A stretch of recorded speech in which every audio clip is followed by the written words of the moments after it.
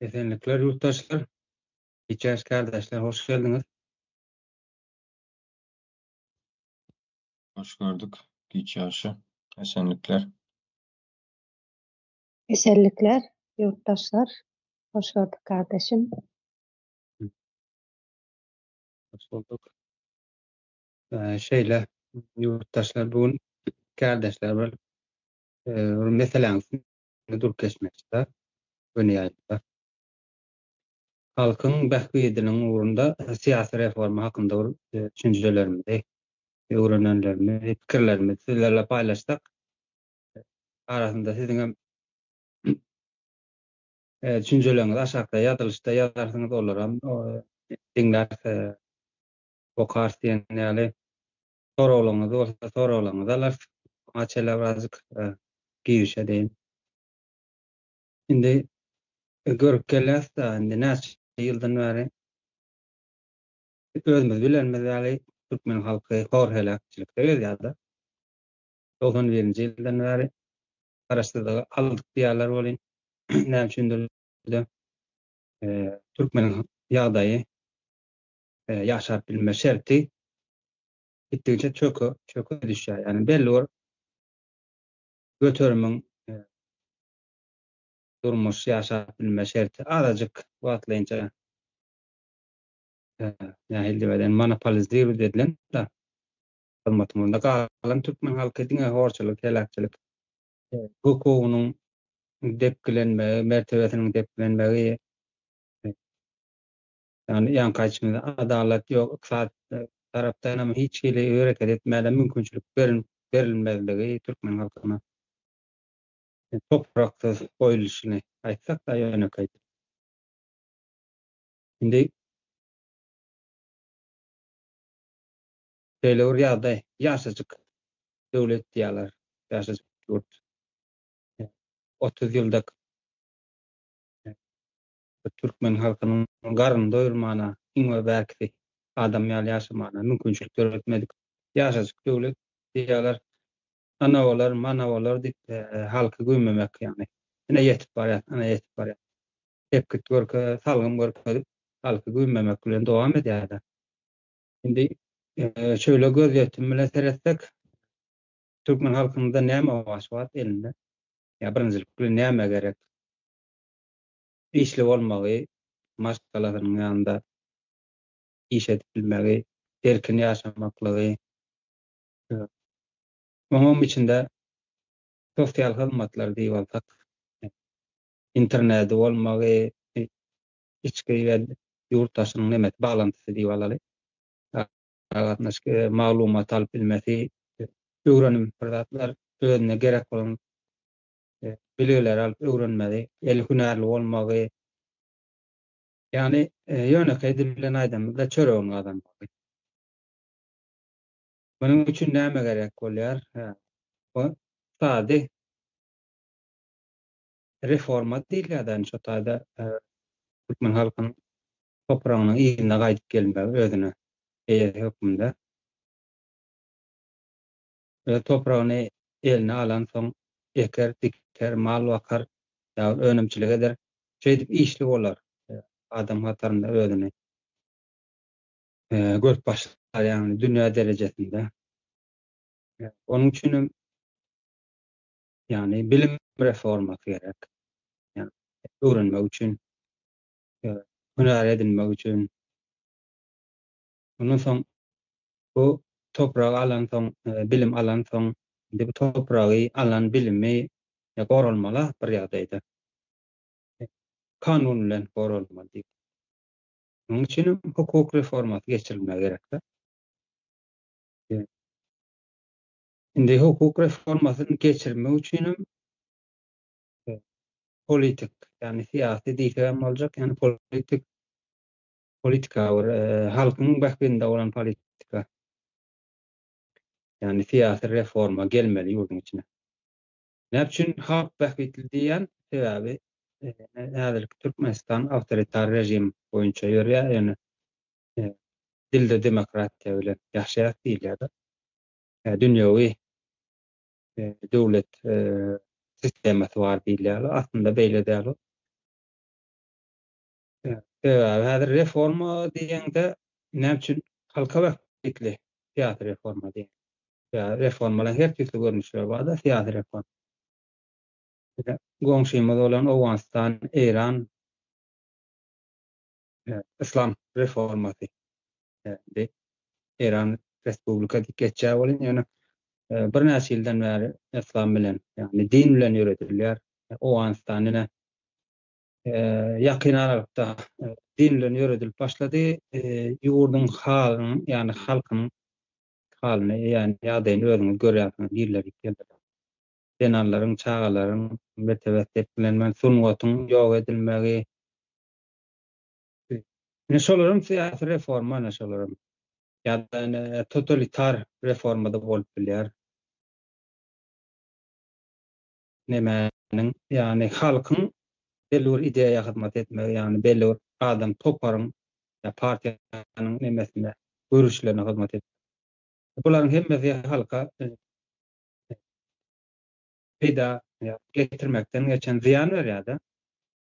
Şoň üçin halk wagtly siyasi reforma. Buna da dünýä taryhynden seretdik, biziň Türk boýlarymyzyň, ene bizlerim türkmen diýip özüňi hasap edýär. Türkmen ady berilen soň, alynan soň diýip aýtsak. Aslında biz Türk boýlaryna degişli. Oğuz nemesi konfederasiýasynyň döwrüne de sertin etsek, ýa-da onuň aňardaky gök türkleri tin etsek, bonlara tin etsek, şeýle bir ýagdaý bar da, ýani gurulan guruluşlar, il guruluşlary halkyň bähbidine, ýurdun bähbidine işleýär eken. Ýa belli bir toparyň bähbidine däl-de. Bunyň ýakyn taryhynda seretsek, ýa geçip duran günlemde seretsek, ösüşde bolan ýurtlaryň döwlet guruluşlary, ýani il guruluşlary güç aýrymy bardygyny görkezýändir. Ýani respublika dokumente de ýörýär, onuň içindäki güç aýrymam üçe bölünýändir. Kanun çykarjy, kanuny işe girýärji, ýani hökümet diýip aýdaly. Biram adalet, ýani kaziýet men üçe aýrylýandyr bir ýoluň içinde güç. Onuň şu güçleriň şu taýda işläp bilmesi, ýani wezipelendirilen ýerlerinde işläp bilmesi neme bilen halkyň üstünden gelip geçýär, ýani hereket. Halkyň özlerine hyzmat etjek il guruluşundaky adamlar diýip aýdym, neme halkyň saýlap bilme şerti bar. Ýani şeýle mezburi ýagdaý diýsem, has gowul ýa-da bir ýurdunda ýaşasaň, ýani ýurdun politikasyna goşulmagyna sen mezbursun. Ýa seniň ýaşamyny, ýaşap bilme şertini sana täsir edýär. Sen otokratik ýol taýlasaň ýa totalitar ýol taýlasaň ýa din ýol bilen şeriat diýip geçýär. Ýa-da cumhuriyet ýa-da respublika düzgünni bir ýurdun şonu taýlaşyna bagly da ýaşap şertin.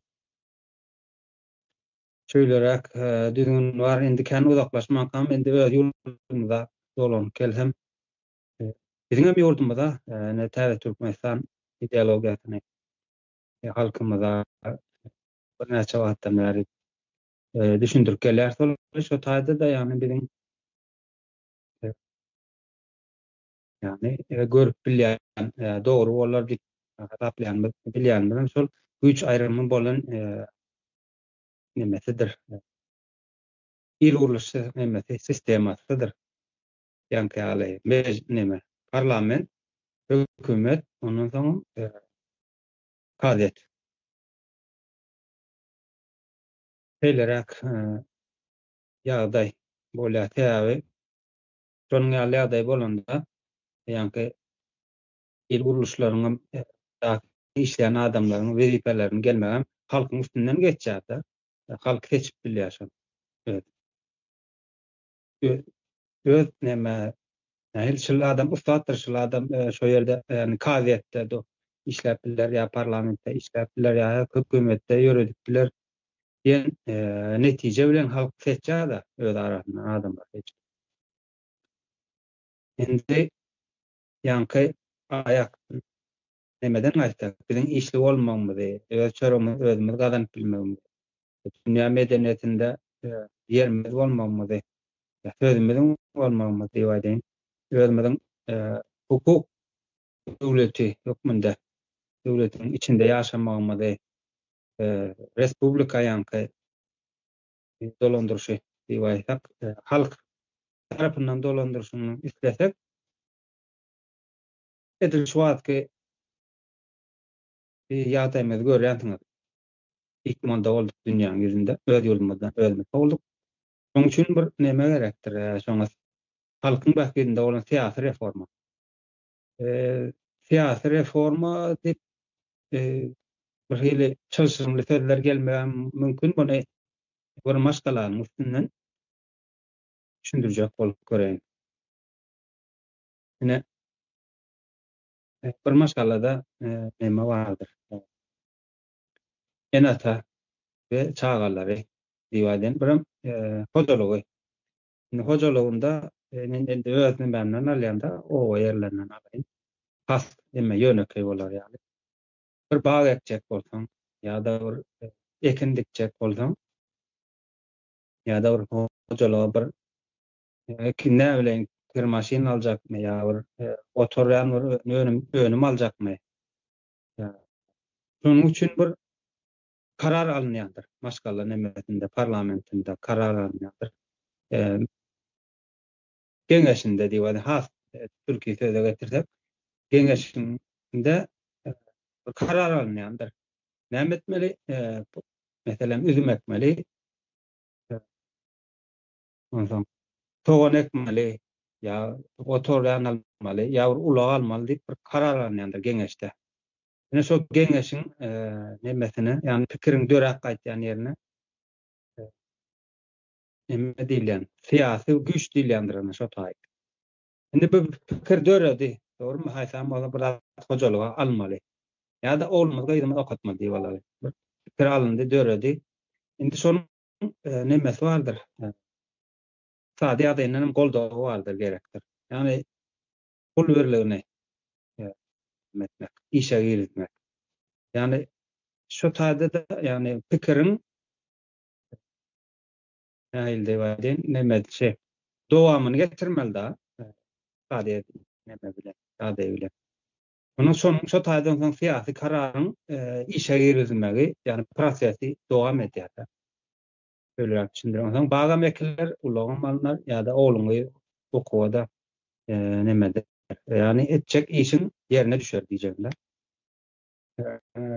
Çok pikir dörep, geňeşde pikir dörep, soňam izinin sade ýagdaýyny, yani güýjüni güýjü gelmese, ýa-da reformanyň izi gelmese, ýanky pikir, ýanky geňeşde dören pikir näme diýen däldir.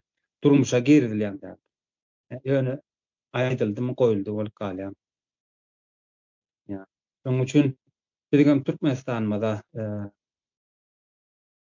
halkyň bähgidinde bolan bir syýasy reforma gerekdir.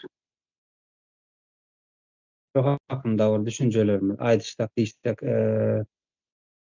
ýani kaçmydalygy geçmiş taryhymyzda da şöyle bolup geçdir. Göktürklarda, Oğuz türklerinde, ýani hunlarynda Akkun, Gökun diýip bar. Şu wagtky medeni ýurtlaryň ýani el uruşunda da şonuň ýaly syýasy pikiriň halkyň bähgidinde hyzmat edýänler mudamada. Ýani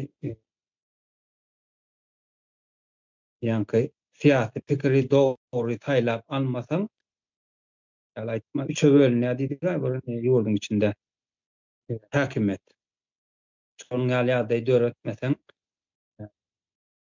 syýasy reformalar bir adamyň ya da bir belli bir partiýanyň ya da belli bir toparyň metne tähkirini işläp başlayandır. O şeýle ýagdaýda bolanda da beýleki halk açlygam çekip başlar, horlugam çekip başlar. Açlyk diýilende işsiz, işsiz günäri, horluk diýilende hukuksuz mertebesi dep gelenen ýurdun ne içinde ne daşynda nemeti adam hukmunda bir kimligi bolmajak da. Şonuň ýaly ýagdaýda aýak astynda ýörýärdi halk.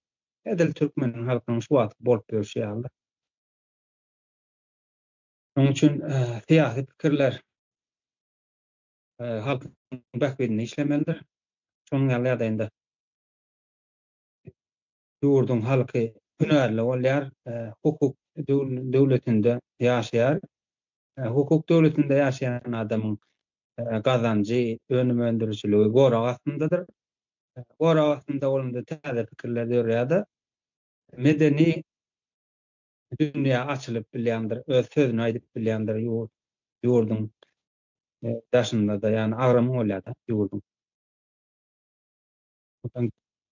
Gelişip bilýär, täze tehnologiýalar döredip bilýär ýa-da hiç bolmanda ulanyp bilýär şu tehnologiýalar. Ýani şöyle ösen ýurtlarda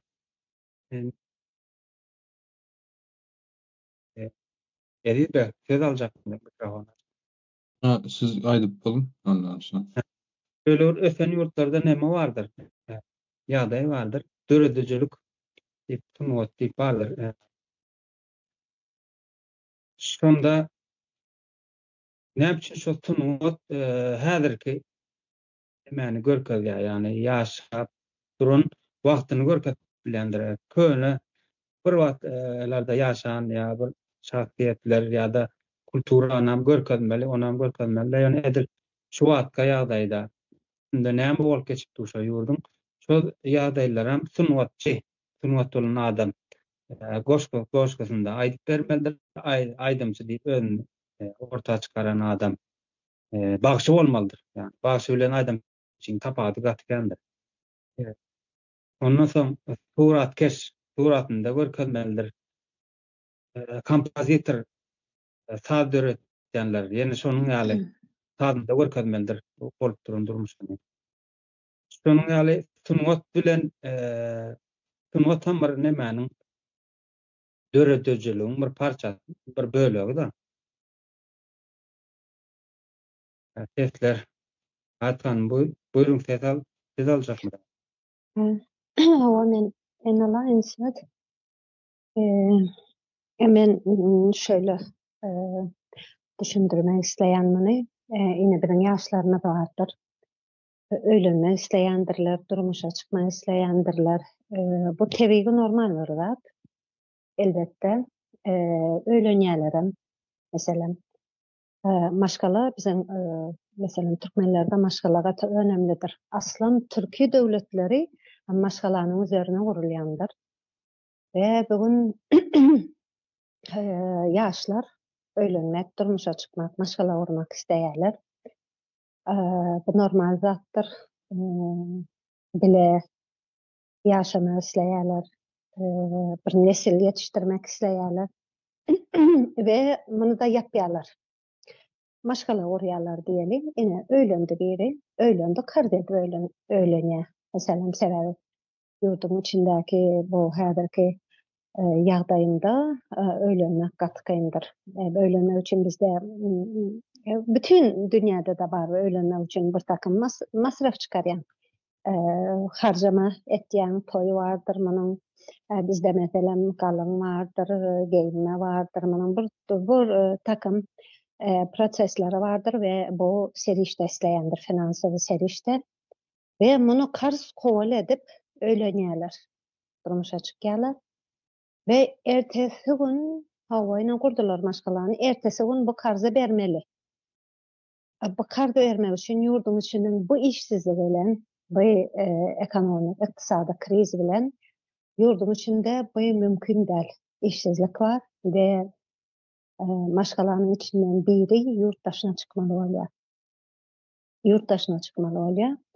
Ondan soň uzun wagtlar daşarda işlemeli bolýar, karjlar bermeli. Maşgala da yani bir-biriň ýanynda bolmajak bolsaň, maşgala bilmeýän bilemek berk bolmaýan nähil diýen bu maşgalalar bozulma başlaýarlar. Ondan soň hala bir çagat bolandan soň bul aýrylyk gaty kän psihikisk travma berýär, o da olan çagat ol adamlaryň özüne neme berýär, gatykän travma ýene munyň negativ taraplary bardyr berýär. Şonuň üçin ine maşgala bizde instituty dagandyr. Sebebi näme üçin? Maşgalany döwlet desteklemelidir. Döwlet yerinde döwlet bar bolsa maşgalany desteklemelidir. Täze maşgala bilen döwlet ikisi gaty çuňur bir bağ bilen baglanýan bir zatdyr. Häle o näçinji asyrda Aristotelam aýdyp geçýär. Bir maşgala kiçijik bir döwletdir diýär. Bir ýaçeýkasydyr diýär. Her hangi bir ýurda alyp nähildigini, o döwletiň nähildigini öwrenjek bolsam, maşgalasyna bakman yeterlidir. Ene biziň häzir ýurdun içindäki biziň maşgalany alaly we ýurdun başyndaky döwleti bar. Sebebi bir maşgala döwletiň kiçijik bir ýaçeýkasy bolansoň, dogrudan dogry bular bir arasynda bağ bardyr. Indi şu biziň häzir bir maşgala instituty bozuldy diýdik. Döwlet muny desteklemeýär sebebi häzirki rejim bilen halkyň arasy gaty açykdyr, bağlanty ýokdur. Halkyň sesini döwlet eşitýän däldir we halk bugun problemasyny aýdyp bilýän däldir, susturulandyr, problemasyny dile getirip bilýän däldir. Ve şonuň üçin hem aýtmaýar, başga bir alternativ daşary ýurda çykýan migrira etýär. Häzirki ýurdun içinde ýaşlar bardyr, bir topar ýaşlar bar. Ot mektebe oturdular, diýelim, oturdular, bir topar ýaşlar. İş ýok ýurdun içinde. Bu ýaşlar näme etmeli?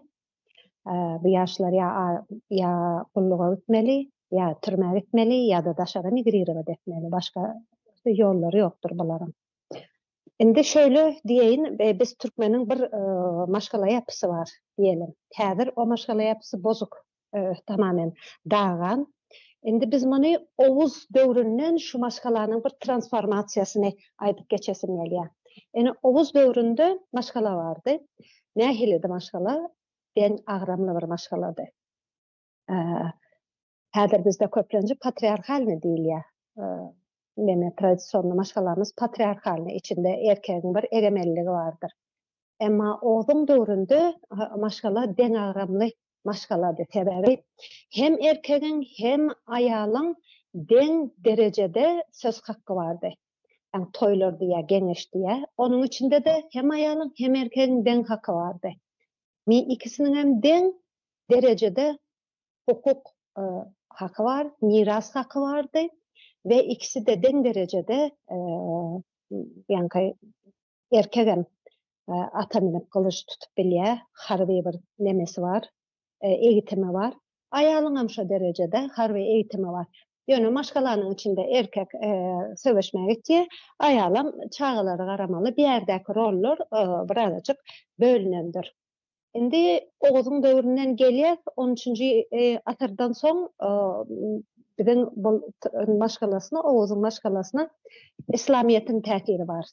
Bärde İslamiýetiň täsiri bilen bir transformasiýa geçýär we bärde dengeler ýa bozup başlaýar. Sebebi ol aýalyň hakky, meselem nemede siyasi diýeli, siyasi hakky diýeli, kesilýär.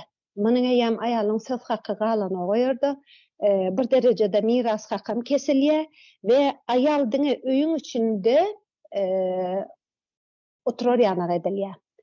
Bir ýerde ýam deň agramlyk şu ýerde başlaýar. Ondan soňra Sowet Soýuzy gelýär. Sowet Soýuzynda biziň maşgala ýene bir transformasiýa geçýändir. Bärde bir şekilde aýallarymyzy aktivleşdirip başlaýarlar. Aýallar aktivleşip başlaýar. Täbäbi SSR bir imperiýady. Bir imperiýada basyp alyjy batyp alyjy bir neme bolansoň, imperiýa bolansoň, maňa hökmany ýagdaýda insan gerek. Urşa gitmek üçin ýa-da meselem sowuk söweşde işlemek üçin nime?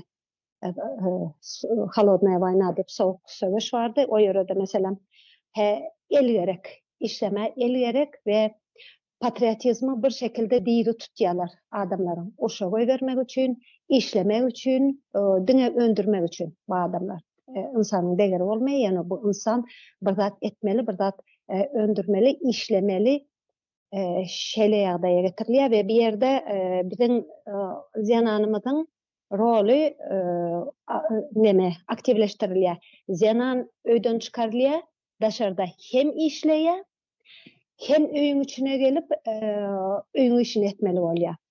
Ýöne şeýle bir zat bolýar, ahlaki degerler dip bir degerler bardyr. Bir maşgala Oğuz'un döwründe bir maşgala ol değerlerin üzerinde gurulandyr. Bir maşgala sen men şul bir zanany gowgorýan, olam meni gowgorýan. Biz bir maşgala gurýas, sebäbiden bir nememden birigimizde bolan duýgumyzyň üzerine biz bu maşgalany gurýas. Bize ýokardan döwlet tarapyndan bize bir gara öý açyp berýärler. Biziň hemme zat ihtiýaçlarymyzy ýerine ýetirýärler we onuň üstünde kanunama goraýar. Owuzlarda kanun bardy. O maşgalanyň jerisligini, bütewligini goraýan kanun bardy we ol bir maşgalanyň bozanyň jezasy gaty agyrdy. At bilen iki bölünýärdi. Simbolik olarak sen bir maşgalany iki böldüňmi, sen hem simboliki atda iki öldürýärdiler. Jezasy gaty agyrdy. Maşgala şoň üçin bütewligini saklap bilýärdi. Bärde hem ahlaki degeri bardy, hem döwlet tarapyndan destek bardy. Geldi bu İslamiyet bilen bu biziň birazajykda ahlaki degerlerimiz we ol aýalyň haky hukugy ketilmek bilen biziň ol maşgala ýapymyza ýa bozulyp başlaýar.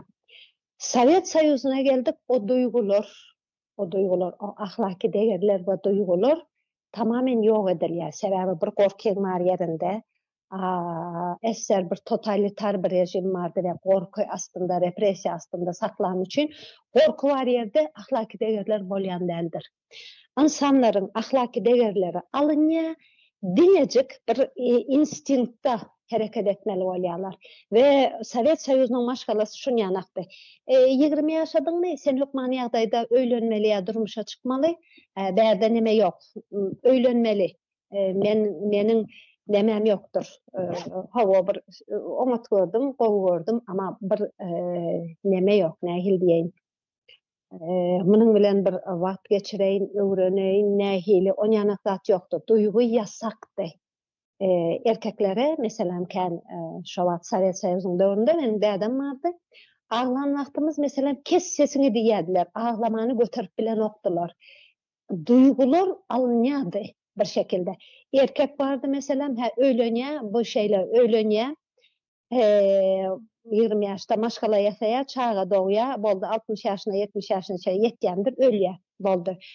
Esasy neme? O ýerde bir işler ýanak adam ýetişdirmek. O imperiýanyň ihtiýaçlaryny garşylamak üçin insan ýetişdirmek.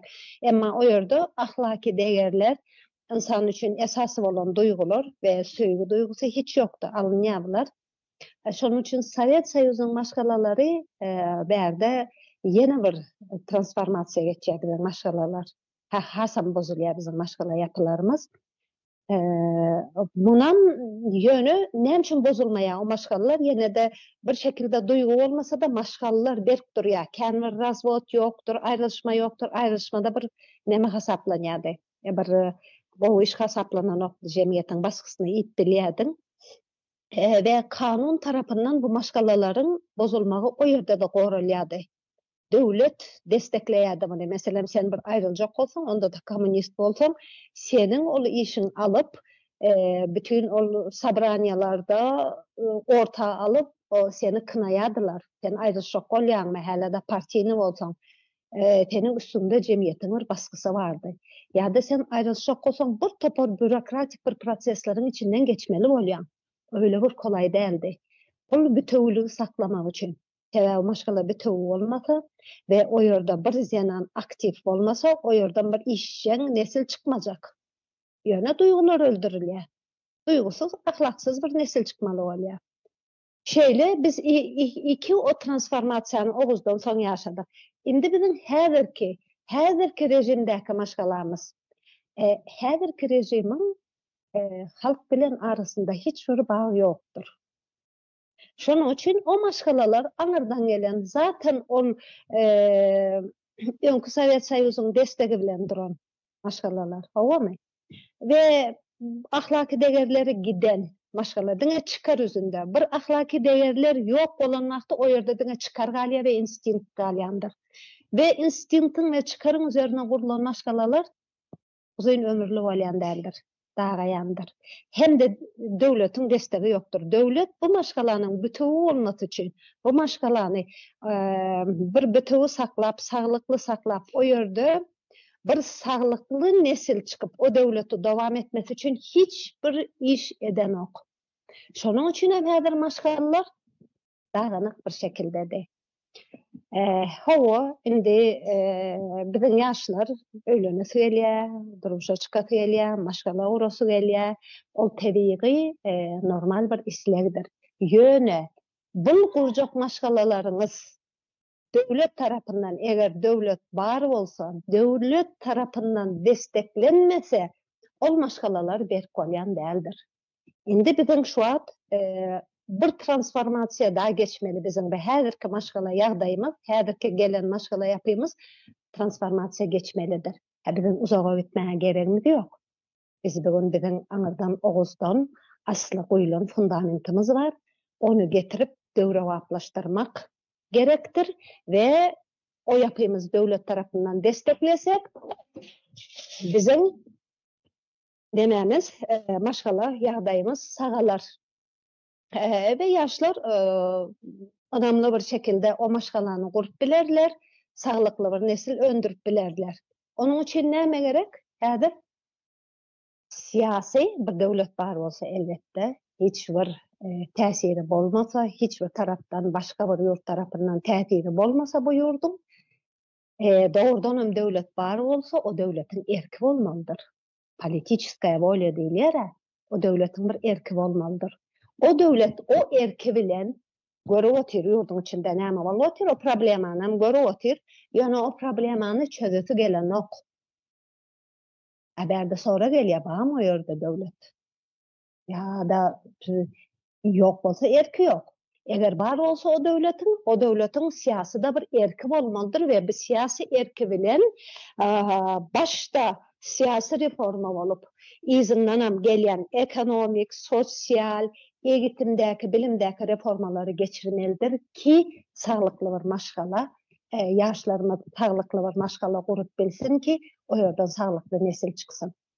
Sebebi bugün bir saglyklly maşgala bolmasa, o ýerden saglykly nesil çykmasa, bugün biziň nemelerde, kodoklarymyzda, iqtisadiýetde işlejek ne spesialist, işlejek ne adam, ne spesialist tapıljak, döwletde işlejek hiç adam tapılmaz, spesialist tapılmaz, hökümeti dogry bir şekilde ýöretjek, eğitimli hiç bir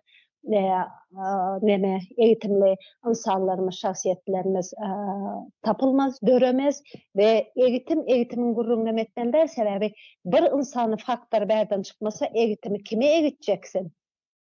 Çıkyan bir insan faktörü yok senden sağlıklı. Kime eğiteceksin? Eğitecek bir adamam tapılmaz. Şonun için bugün yaşlarından bir sağlıklı maşgala kurup bilmek için şu an bu mümkün değil.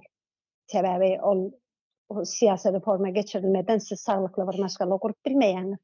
Ve o sağlıklı maşgalany kurmak için o siyasi reforma geçirilmesi mühimdir.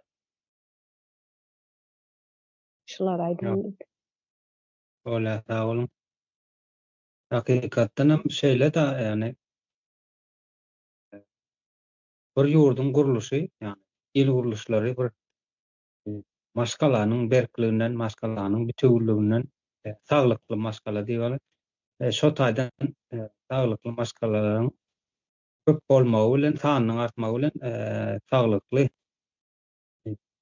il guruluşy bolýar-da, yani döwlet guruluşy bolmasa maşgallarymyz edil şu wagt gel daganyk bolsa ýurdumyň daganyk bolýar.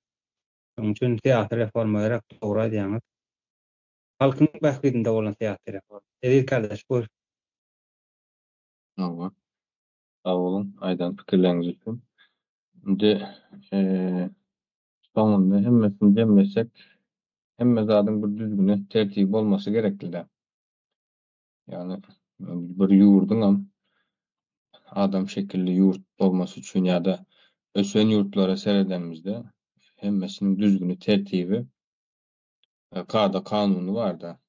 Ösen bir ýurt bolmasynyň arkasynda. Şunu göz öňüne tutsak we Türkmenistanyň da 34 ýyl geçipdir garaşsyzlygyny alanyna. Ondan bäri seredenimizde bir aýtmak bar, biram edip bilmek bardy ýa-da. Yani aydan da başga zat edende başga bir ýere gelipdir. Yani son halyndan görüp böyle Türkmenistanyň gelen derejesini. Ve şu ýerde siyasi reformanyň ýa-ni sanat beşik haýatynyň ykdysady bilim reformasy, yer su reformasy we başga da hukuk reformasy wajip we gerekli bolup durdy bir ýurdun gelecegi üçin, bir ýurdun adam şekilli ýurt bolmasy üçin gerekli nemeler. Kurumlar, institutlar diýeň. Ýagny bir telefon alanyňyzda da magazynyňdan diýeň. Şol işine, niyetine göre hyzmat etmese näme edilýär ýa izne tawşylýan işlevsel bolmaýar-da telefonlugyny etmesi gerekli. Yani işlemesi gerekli. Jaň edip gepleşip bilmen gerekli. Ya da internete girip bilmen gerekli. Yani yurt o möçberinde ele alsam yurt etmeli nemesi var da yani vatandaşın öňünde. Yani baştan alsak aslında yurt bir halkın yurdudur yani. Yurdu halkın yönetmesi gerekli ve dünyadaki yurtlar vatandaşlarının hem içinde hem daşında dogry, gowy şekilde yani ýagdaýlaryny, ýaşaýyş durmuş şertlerini ýeňilleşdirmäni nemet barýarlarda alyp barýarlar işlerini ýa-da siýasatlaryny diýin. Ve näme üçindir Türkmenistanyň ýagdaýyna seretsek ters alyp barýarda. Diýmek bir ýerinde ýalňyş bir ýer bar ýa-da üýtgedilmeli ýer bar. Şonuň üçin siýasy reformanyň nemesi önemi urgulap geçmek isledimiz. Biram halka bähgitli bolma sebäbi indi ýa-ni aýdyp geçdim erdanaňda siýasy reformalaryň gowsy bar, erwedi bar diýen ýaly. Dogrusy bar, ýalňyşy bar diýen nemelere bölünýär da. Häzirlikçe şunlary aýdaýyn. Sag bolun. Ýa, sag ol. O şeýle ýagdaý. Siyasi reforma gelmeli. Sebäbi edil häzirki ýagdaý halky çykmada gidip barýarda ýurdun içindäki düzgün ýagny halkymyzyň nemesi bar da näde diýler şoňa ylmy dili bar. Yani millet bolup kalmagyňyzy kimligimiziň mertebämiziň diýip mertebämiziň ýok bolmagy edip hünärsiz goragsyz ikmanda türkmen bar da orta arada. Bulun diýmek nemäni görkezýär ýani ýurdun içinde halkyň başyna getirilen ýaşaýjylar bar. Şolaryň emelsizligi bilen iş başarmazlygy bilen türkmen şykala geldi. Yani bu ýörite edildi. Belli bir bölegi ýörite edildi. Yani Rus imperiýaty tarapyndan ýana neme bar da şeýle bir ýagdaý bar. Ýurdun hal iliň başyna diýip aýdan iliň başyna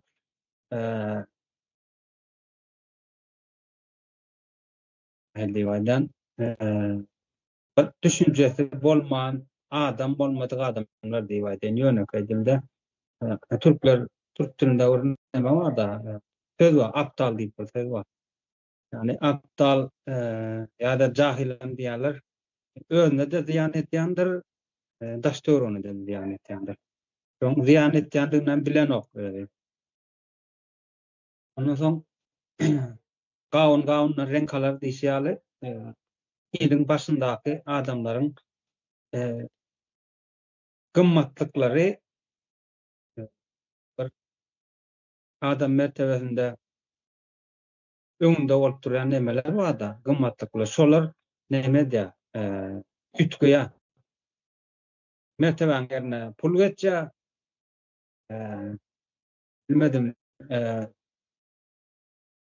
gelişmeň dereginde töne sultanlyk nemesi gelýär, düşünjesi gelýär. Şonuň ýaly gymmatlyklary ütgän soň şo gymmatlyklary hem halka singdirjek bolýar. Buyur, Edip kardeş. Bilemem.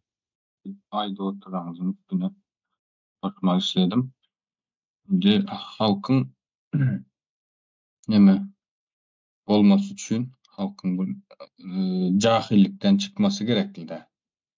Yani halk cahil bolan için şu hazırki ýagdaýlar dowam edip dur yani bizim üstümüzde. Biram esasy meniň esasy diýip hasap edýän bir nemem bar. Halkın islemesi gerekli. Yani bu siyasi reformadır ya da iktisadi beýleki reformaları ya da ýurdun ütgemelerinin gerekligini şu dönüp özüne seredip ya da başka yurtlara seredip görüp olar şeýle ýaşaýar, biz beýle ýaşaýas, bizde bolmaýan zat, olarda bolýan zat näme diýip adam pikir ýöretmesi gerekli de. Elbette bunda interneti kısyp çäklendirip neme diýerler, öňüne alýarlar. Yani bunun soňuny izarlap gitseň bir ýere barýar yani bir ýere barmasy gerekli bir hemme zadyň bir sebebi bar diýen söze gelýär ýene de. Başta halkyň islemesi gerekli. İsländen soň diňe biz isleýäs diýip aýdany bilen bolanok her kim özüne düşen yerini etmesi gerekli. Yani her kim özüne düşen işi bir gırasından tutması gerekli.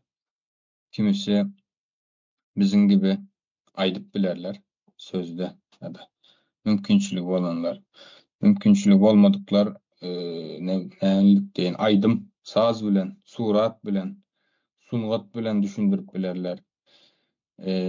Kimileri wäşilik gülmek, güldürýän nemeler bar ya, wäşi dil ya dogrymy aýtdym. Ol tarapdan neme dip bilerler. Umuman birinji görmek gerekli ya bir problemanyň, meseleniň barlygyny görmek gerekli we ondan sonra düşünmek gerekli. Düşünenden soň ütgetmejen karar bermen gerekli. Yani bireysel üstünde neme edilmesi gerekli de bu meselelerden. Edilmedik ýagdaýynda nämeler bolar? Onu da gözetirmek gerekli mükadiyen yani.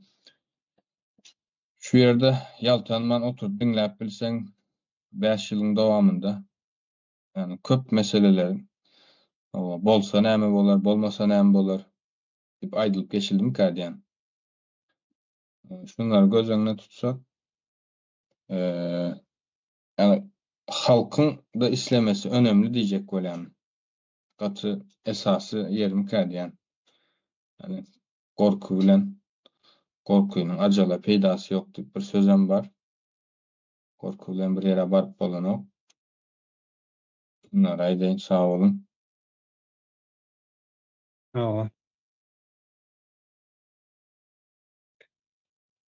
Eýle ýagdaý barda. Bile ýurdun Türkmenistanyň içinde adamlar yurttaşlar diýip aýdyn. Adam bolup galma nemesini. Adam bolup galma kynçylygyny çekýärler, ýani adam urkanma kynçylygyny. Bir ýerde ýönekay mysallar bilen aýdanda bir maskala gorluk çekip gören bolsa şoňa kömek etjek bolar. Ýöne şo kömegi etdiren oklar. Bir çetinden mollasmaklar vardır. Yani mollasmak näme üçin diýär? Olar dine büränip halkyna ziyan etýän bir ýaşaýjylardyr. Parasit diýsen molla, muhammor diýsen molla bulara. Özüniň teredini şol kömegini gizläp bermeli diýär, halk görmesin diýär. Bir elin bilen uzatanyny beýlek elin görmesin diýär. Onlar näme ýöre diýerler? Näme üçin şol şöyle bolýar? Täbi biri kömek etdimi kyn durumda bolan adamna ýani şol adam bolma prosesini prosesiniň içinde göreşde şol. Yani özüni adam hökmünde tutmaly, ýurtdaş, watandaş hökmünde özüni tutjak bolýar. Yani özünden öz owadaşy bolsun, öz ýurtdaşy bolsun, şoňa elini uzatýar. Indi bulam ýokaşýan zatda bir-birine kömek etmek, bir-biriniň elinden çekmek. Näýanky bir syýasy neme bardyr? Ne işin var senin? Özüňe jogap ber diýip men diýilen bir nemeler bardyr. Eşik gören zatlar. Muhammed diýilen bir neme bardyr. Halkyny taýaklap gören bir zatlar bardyr. Şolaryň üstü bilen neme diýerler? Çeklendirilýändir, ýani hiç köp ýerde öňüni kesýärler. Onsoň gapdandan mollasmaklara goşýarlar. Başka ýerine aýtma, görkezip etme şonuň. Näle bap ilimizde bolan ýa-da mar ilimizde bolan afatlarda halk bir-birine kömek etjek boldy. Öňüni aldylar syýasy güýçlü. Yani adam boljak bolup göreşini alyp barýan halkyň öňüni kesýärler. Yani haýwan bolup ýani haýwany, yani haýwan hem-de haýwany bolup ýaşamagyna neme düzgün gurýarlar da ýurdun içinde. Senin empatiýaň bolmaly däl, yani özüň watandaş, özüňe we watandaşyňa bolan, ýurtdaşyňa bolan ýakynlygyň bolmaly däl. Milliligiň bolmaly däl, milletçiligiň ýurdum diýip jan urmaly däl. Ýurdun östirýän diýen bir neme bolmaly däl. Sende ek paxtaňy, ek buğdaýyňy diýer. Adam ýaly ýaşajak bolsaň, maňa ýala kalyp etdi. Şonuň ýaly düzgün goýulanda ýurdun içinde. Ýaňy aýdyp geçdi Hayat hanym. Oğuz Konfederasiýasynda, Oğuz boýlarynda şol maşgalany ýa-da has ýa-da nemeni ýakynlap edip adam bolup kalmak nemesini, göreşini syýasy güýç goldak gelýär. Yani maşgalany bolan adam ýa şo maşgala hıyanat eden adamy, kesir eden adamy 4 tane atadan ýalarda 2 üzýärler. Yani diýirini üzüp görýärler. Yani şeý adaýynyň tersligini görkezýär şol maşgala bolanmaly däldigini. Maşgala mukaddesligini şu wagt türkmeniň mukaddesligi näme şu wagt? Erandaky mollasmaklar bardyr, owudunja dillije şolar mukaddesmişin. Büyük görkezýärler da. Şoň üçin syýasy halkyň bahsinde bolan syýasy reforma gerekdir. Ýurdun başyna getiren ýa getiriljek adamlar halkyň bahsinde iş alpan. Haýatan buyurun. Mikrofon. Endi awtoritar rejimler şu an ýurtda bir rejim var. Bu da awtoritarny bir rejimdir. Awtoritarny rejimler cemiyeti bölüp onun üzerine özünün hakimiyetini sürdürýändirler. Cemiyeti näme üçin bölýärler? Cemiyet bir yere gelmeli däl cemiyet. Cemiyet dağılmak bolan wagty onu dolandırmak gata ansat bolýar. Bira eğitimsiz goýan o cemiyeti nemetýän çärek diýen, paxta diýen, eğitim seviyesini peteltýän, onsoň neme ve şu jemgyýetiň içinde dagatýan jemgyýeti. Ine şu wagt ýurdun içinde äri aýaly bilen düşmandyr. Neme taypa tireler bir-birine nemedir, bu tekedir, bu şatırdır, bu nemedir, onun arasında bir konflikt ötýändirler. Daşary ýurtdakylar, daşary ýurda çykanlar, ine onda da aýallara degişip biderekdir hemmeti. Gelip jemgyýeti bozýarlar. Mesela ýa-da daşarda ýurduny ýamanlaýarlar, nemedir, bizden däldir, dönükdür.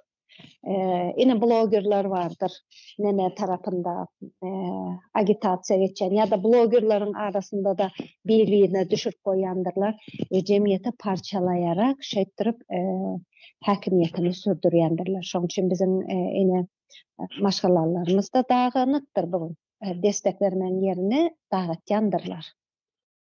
İçinde sürekli konfliktler ötýändir. Böl ve yönetdik bardır. Şol nemeni işgary uygulaýarlar jemgyýetiň içine. Jemgyýetiň ve şu awtoritar rejimleriň gorkan bir zady bardyr. Bular ideologiýadan gorkandyrlar. Bira şeffaflykdan gorkandyrlar. Işiniň orta çykarmasyny orta çykaryp açaçan etip görkezmekden gorkandyrlar. Şonuň üçin hiç bir statistikada ýokdur ýurdun içinde. Ve bir ideologiýadan gorkandyrlar. Sebäbi bir ideologiýa nemeni bir milleti, bir halky bir ýere birleşdirýändir. Totalitar rejimde SSR'de bolşýany o ýerde bir ideologiýa bardy. Näme? Kommunizm ideologiýasy. Kommunizme gidip barýas we bu şekilde bölmeni nemeni bütün milleti, bütün halklary bölmeni şol emrivaki bir ideýa hyzmat etme hizmet ettirip aktiv tutýardylar. Şoň üçin hemme ol ideýaň başyndadyr. Halkam aktiv tutýarlar, dağıtma izin bermeýärler. Şoň üçin o wagtda maşgalalar berkdi. Destek var ýokurdan, onu kanun bilen berkitdirýärler. Şoň üçin häzirki awtoritar rejimler bölüp ve onun üzerine hakimiyetini sürdürýändirler. Ve iň gorkan zatlaryň ideologiýadyr. Bir ideologiýaň başynda adamlary birleşdirýän däldirler. Häzirki awtoritar rejimim personalistdir. Persona bir şahsiýetiň başynda diňe bar ünsüz şol şahsiýete çekýändirler. Ve bar karary ýurdun içinde şol şahsiýet karar berýändir. Ýa, soňra bizim neme var? Biz indi 91-nji ýylda garaşsyzlygyny da aldy diýeli. Biz o bizim topluma wat Sowet Soýuzundan çykan bir toplumdy. Elbette SSR'm izolasiýada tutulan bir toplum. İzolasiýadan gelen bir toplum. Ama hiç bir demokratik institutlar vardır. Her döwletiň bir institutlary vardır. Ol demokratik institutlar nemedilmedik. Bizim bu insanlar bunu bilmeýär. Sebäbi bir demokratiýany ya da institutun nämedigini o institutlaryň içinde ýaşap gören wagtyň bilýänsin. Grajdan aktivliğinin nämedigini bilmeýärler, o grajdan aktivliğinin nämedigini ýaşap görenek bu millet. Aňyrdan geldi ve ol Sowet sistemi häle bugün dowam edip otur. Diňejik bir demokratiýanyň dowuny bürönýändir. Demokratik sebäbi demokratiýa bir günün içinde, bir sagatyň içinde, bir günün içinde ya bir ýygnak bilen geçip bolýan däldir. Munyň Ýewropa meselem 100 seneniň içinde geçendir. Häzir bugün demokratiýa uzun bir ýolu bardyr munyň. Ve biz geçmedik onu. Biz geçmedik, biz şol bir sistemadan geldik. Sebäbiň hiç ýeri ütgän dadymy ýok. Ütgän bolsa öňkü şol nemelerden ütgän bolsa baýrak ütgändir. Gelen rejim birazcık ütgändir. Totalitardan awtoritar rejime geçendir. Bir rejimim nemedir? Öňkü ýanak böyle ideologiýa bilen halky bir ýerde tutýan bir rejim däldir. Diňejik, men seniň işiňe goşulmaýan, senim siýasata meniň işime goşulma diýär. Eger goşulasaň, men seni ýok ederim, türmäde tıkarym diýär. Şoň üçin o desteklemeýär onu. Sen otur pasif, otur hiç hareket etme. nämetjen bolsaň et, ýöne meniň şul alanım bardyr, siyasi alanım bardyr, o ýöre gireňok diýär. Desteklemeýär. Arada ullakan uçurum bardyr, halk bilen hiç hili näme ara gatnaşyk ýokdur. Bir döwletde meselem bir döwlet näme üzerine urulýar? Adamlar bir ýere ýygnalýar, howamy? Döwlet bir mehanizmdir, adamlaryň bir ýerde bile ýaşap bilme mehanizmidir. Adamlar bir ýerde ýaşamalydyr we adamlar bir-biri bilen bir ilteşim ýoly bilen bir baglanty gurmalydyr. İlteşimsiz bir döwlet bolýan däldir. Ma bugün näme görýäs? Bu halk bilen o ýokary özüne hökümet diýeniň arasynda hiç bir ilteşim ýok, bag ýok. Sen döwlet guranlykdyň döwlet näme diýmek? Bir kural getirýär, konstitusiýany getirýär we halk bilen ýokary hökümet bir baglanşyk baglaşýandyr. Näme? Anlaşma baglaşýandyr. Dogry dälmi? Ine biz seni saýlaýas, ýokary çykarýas, senem bu toplumy gowy ýaşatmanyň aladasında bolmaly, bizim problemlarymyzy dinläp durmaly, bizim bilen bir ilteşimde bolmaly. Näme kemçilik bolsa biz sana aýdyp durmaly, senem onu düzeltmeli diýen bir anlaşma ýapylýar. Ve bu o anlaşmany krizis nädip başlanýar bir döwletiň içinde ýa bir ýoldyň bir jemgyýetde nädip başlanýar? Bu anlaşmany bir tarap bozanmakda başlaýar. Ve bu anlaşma bugün bozulandyr. Aşaňyň içinde çuňur bir krizis bardyr jemgyýetiň içinde. Ve indi şeýle bir faktor bar, internet bardyr. Soňky döwürde internetiň çykmagy bilen insanlaryň ol näme ýoly, birazajyk bilgilenme ýoly, o transformasiýa güýçlenendir.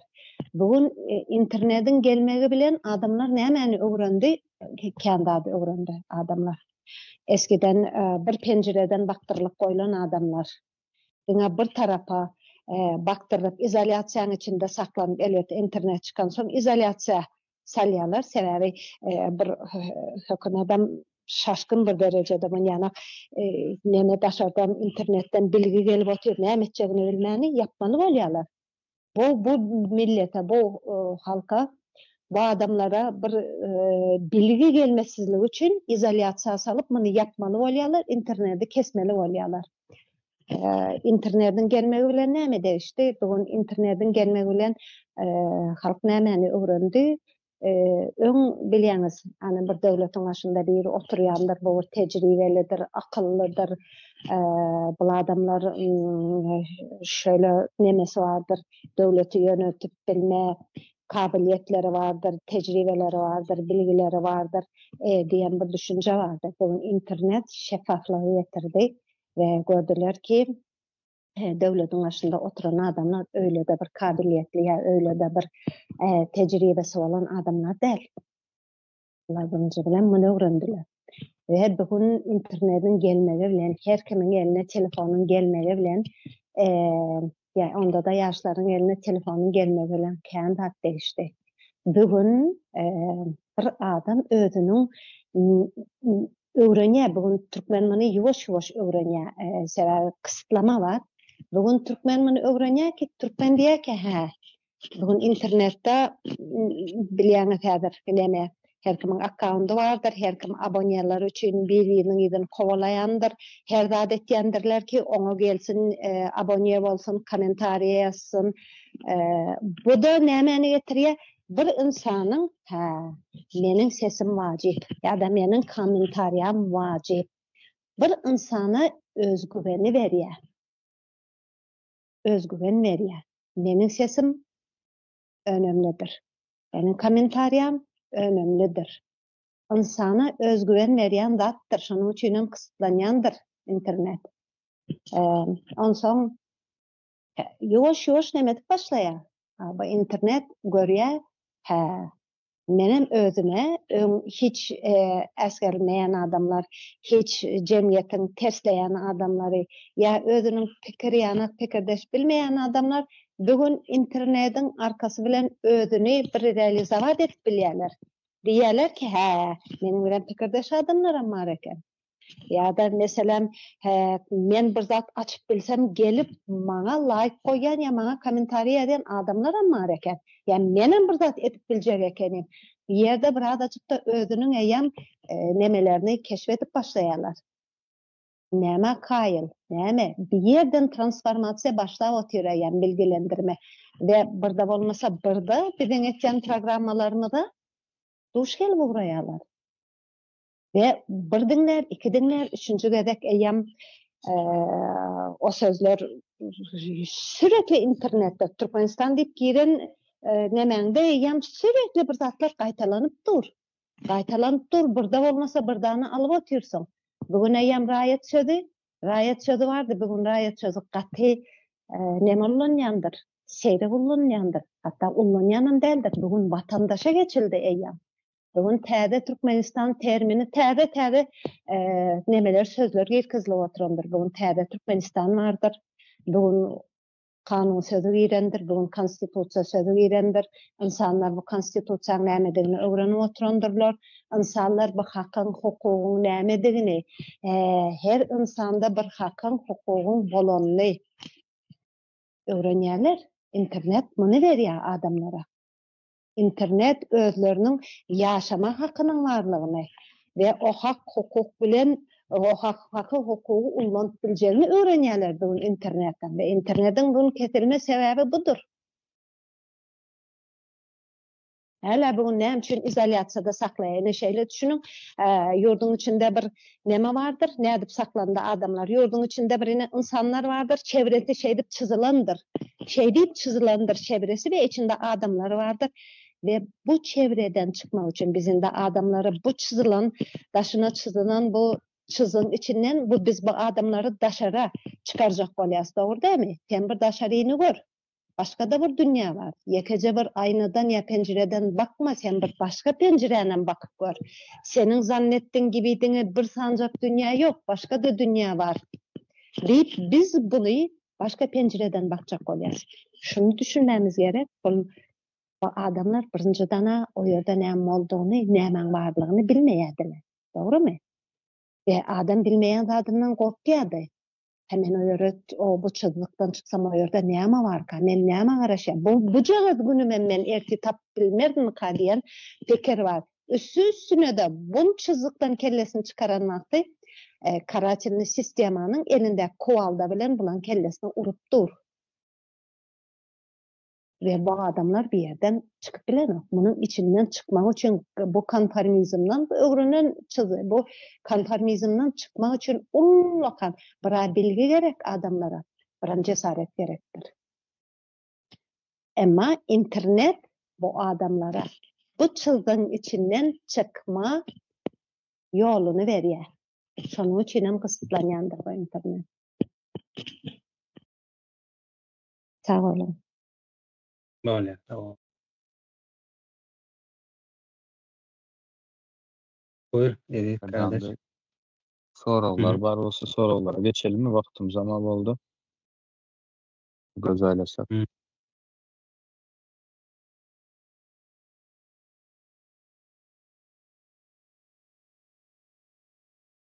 Abdurrahman, soru var näme? Häzir şonu okaýnam diýip otyrdım. Ýöne nemede ýokarda galdy.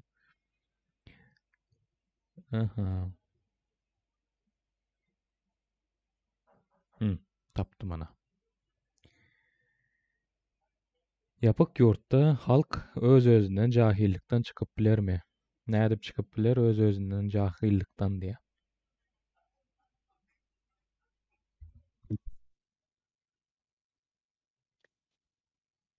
Yurtta halk özünden jahillikden çykyp biler. Halk öyle. Ben cevap bereyim şuna düşünýän boýunça. Şu wagt ýa-ni aýdyp geçdim men. Halk ýurdun içinde bir halkymyz var. Neme de yani birine el uzatma. Ejirine kömek etme, işine iş tap vermek, okufuna oku vermek. Şonun ýaly yani adam bolup kalma nemesi var, islegi var halkın içinde. Ýöne ýurdun başynda oturtulan ýaşaýjylar diýip men adama diýip biljekler. ýaşaýjylar şoňa näme diýerler? Basket diýerler.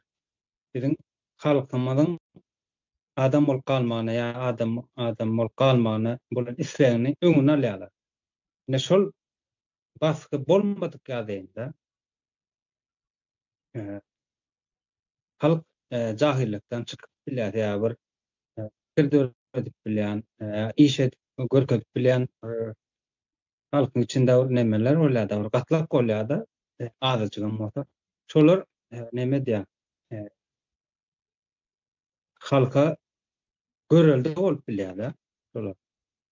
Ýöne tiýasy basyjy bolan soň halkyň ziýanyna berip duran tiýasy basyjy bolan soň halk şol nemeden jahillikden çykmak nemesini ýoluň öňü ýapylýar da. Yani täsiri var halka diýjek bolanym. Ýogsa jahillikden bir ýam çykyp gitmeli bilen. Awa şu pikirlenip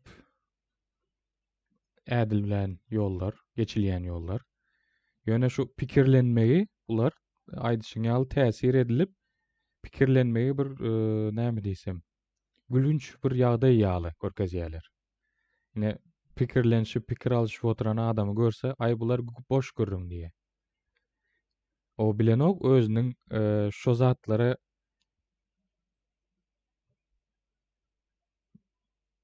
näme diýsem, göz ýetirip bilmeýänligi onuň jahillygyndan. Oňa düşünüp bilen ýok, Oo. sebäbi ol eýem jahil, ýöne gürleşip duran zady görende kellesi almaýar onuň. Şonuň üçinem neme ay bular boş görüň diýmek aňsat gelýär oňa. Ýöne bu pikire gelmek üçinem şol jahil adam öz-özünden gelen ýok o pikire. Oňa şu adamlaryň jahil galmagy üçin hereket edýänler şol pikiri iğneleýärler, aşylaýarlar, oturtýarlar. Pikir ýören adama görseň, sen kelläň agyrdy oturma oňa, boş görüň diýip geç diýip şoň ýaly bir mesaj berýärler. Beyniň ulanma diýär gysgaça aýdylanda. Şeýdi hem soň halk jahillikden çykmaz. Ýöne zat bilen ylalaşamak, bir ýapyk ýurt diýip öňünden bir öň şert goýýar da. Ýöne ýa açyk bolup neme duranda da täsiri ýetirip bilmese bar bir nemesi peýdasy ýok. Ýapyk diýip aýtmagy on bir bahana ýaly görülýär maňa. Meniň öz gözüm bilen seredende. Sebäbi ýapyk diýibem ýapyk däl. Adamlar Instagrama girip ýör, TikTok'a girip ýör, isleýän göwnüne ýakan kontenti tüketip ýör. Dogrymy? Kontent tüketýär. Ýöne kontenti alýan adam bolsa şo taýda, sen nädip şoňa ýapyk ýurt diýjek. Hani mesajlaşma ýoluň açyk senin. Olaryň oturýan ýeri belli. Instagram, TikTok. Sen şo taýdan öz täsirini ýetirip bilersiň. Ya men ýalňyş düşünýän bolsam düzeltip bilersiňiz. Men soraga menem öz nämem aýdyp geçsem. Jogabymy diýin. Indi näçe 100 000 ýyldan bäri tebigatda adamzat neslini dowam etdirip gelipdir da. Yani her türlü kynçylyklardan geçip diýeýin. Bugüne çenine gelip bilen bolsak diýmek bir üstün nememiz bar ýa-da özümüzi geliştirip her döwre ýagdaýa görä, tebigata görä öwrülip diýeýin, evrimleşmek diýär-de. Edip bilipdir. Indi ýapyk ýurda gelsek, meňzetme getirdim. Abdurrahman Adyanyň dogry ýapyk bir ýurt girip ýörler diýe, ýöne VPN bilen girmeli. O da var. O soňam belli bir ýaşa çenine nemeli almaly bilimleri, sewiýeleri bar diýär-de. Çaparaga edip geçýär. Şonlarda almasaň soň açsaňam peýdasy ýok diýen ýaly. Sebäbi adamyň bir nemesi bolmasy gerekli, dawasy bolmasy ýa-da bir haýaly bolmasy gerekli ýaşaýyş ýa-da bir isleği bolmasy gerekli ýani. Hiç bir ilk görmedik bir imitime sen de isleği göremez ha.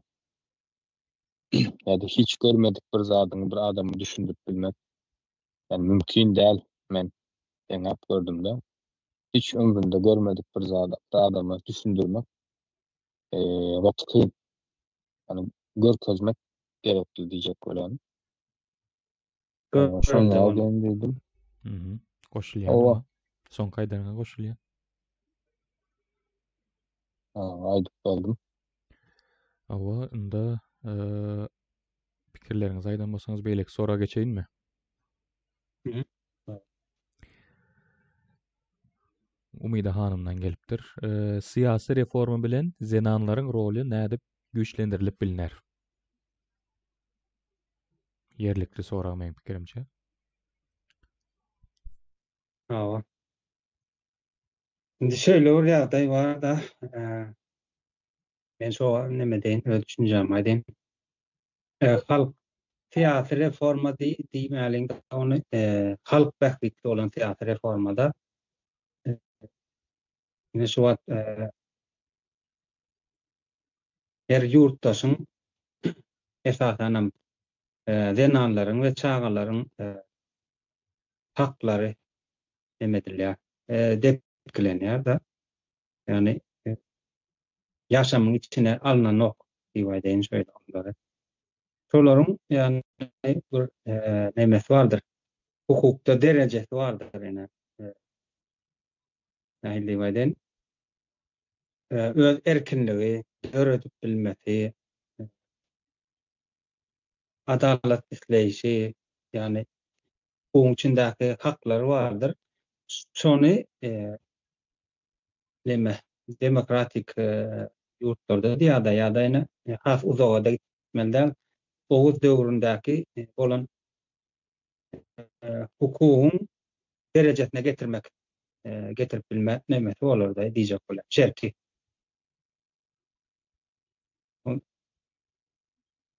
Onsoň ýa-ni zenanyň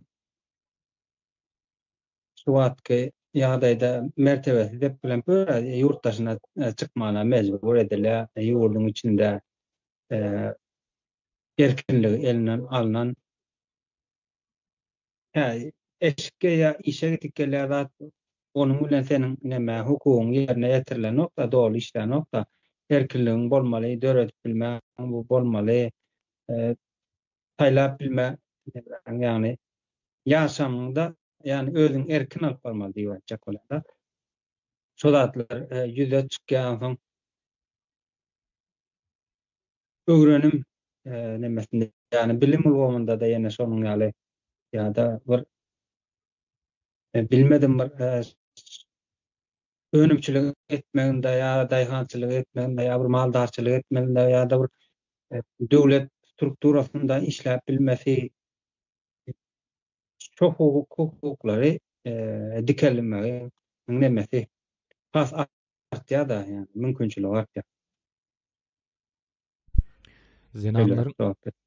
Zenanlaryň syýasatda rolunyň güýçlenmegi edilip bolunjak zatmy ýa hiçbir döwletde Men edilmän? jogap bereyinmi? Hı.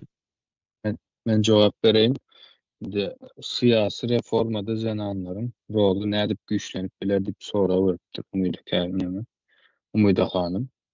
Indi syýasy reforma geçirilende bir ýurt syýasy reforma geçirilgen wagtda näme üýtgeýär diýip söyledi. Yani aýdyp geçdi, merdana kanunlar, döwletiň guruluşy, o meclis halk tarapyndan saýlanyp seçilip 3 sany aýap o kanun çykarjy ýerine ýetiriji hukuk aýaga galjak. Yani syýasy reforma geçirilen wagtda iller, ilçeler, ýa-da owalar, o aýry-aýry halk tarapyndan saýlanyp seçilip halkyň saýlan seçen deputatlary diýeýin. Yani ýönemäň başyna geljek-de. Ýurdun başyna geljek. Ýurdun jahillikden yani syýasy reformadadan soň Yani neyelik düşündüreyim. Siyasi reformada bunlar düzelecek. Bunlar düzelse ondan sonra izinden hem geçilmez. Sosyal reformada geçirilmesi gerekli de. Yani maşgala kuruluşları, adamların sosyal men hazır Türkçesini aytsam doğru bolar mı? Kamu diýip aýdaýyn. Umuman aýtjak bolýanym zenanyň, yani adamlaryň derejesi jahillikden çykyp ilimli, bilimli bolan wagty başgaça seredip başlaýarlar. Owa dünýäde zenanlara da şu wagtky seredişinden farkly serederler. Ondan soň hukukda erkek we zenan deňdir diýip hukuk reformasy geçirilen wagty erkegiň we zenanyň hukuklarynyň deň aýdylyp geçiler. Yani beşkaça şunlar. Ýa-wa. Indi görüm. Benim Evet. indi şu an häzir diýelim ýurtda nähil deňsizlik bar erkek bilen aýalyň arasynda. Şu an meselem iň çağa terbiýelemegi iň köp aýallaryň gerdeline düşýändir. Erkek adam çağa terbiyesi bilen kän nemetýändir. Gata azdyr.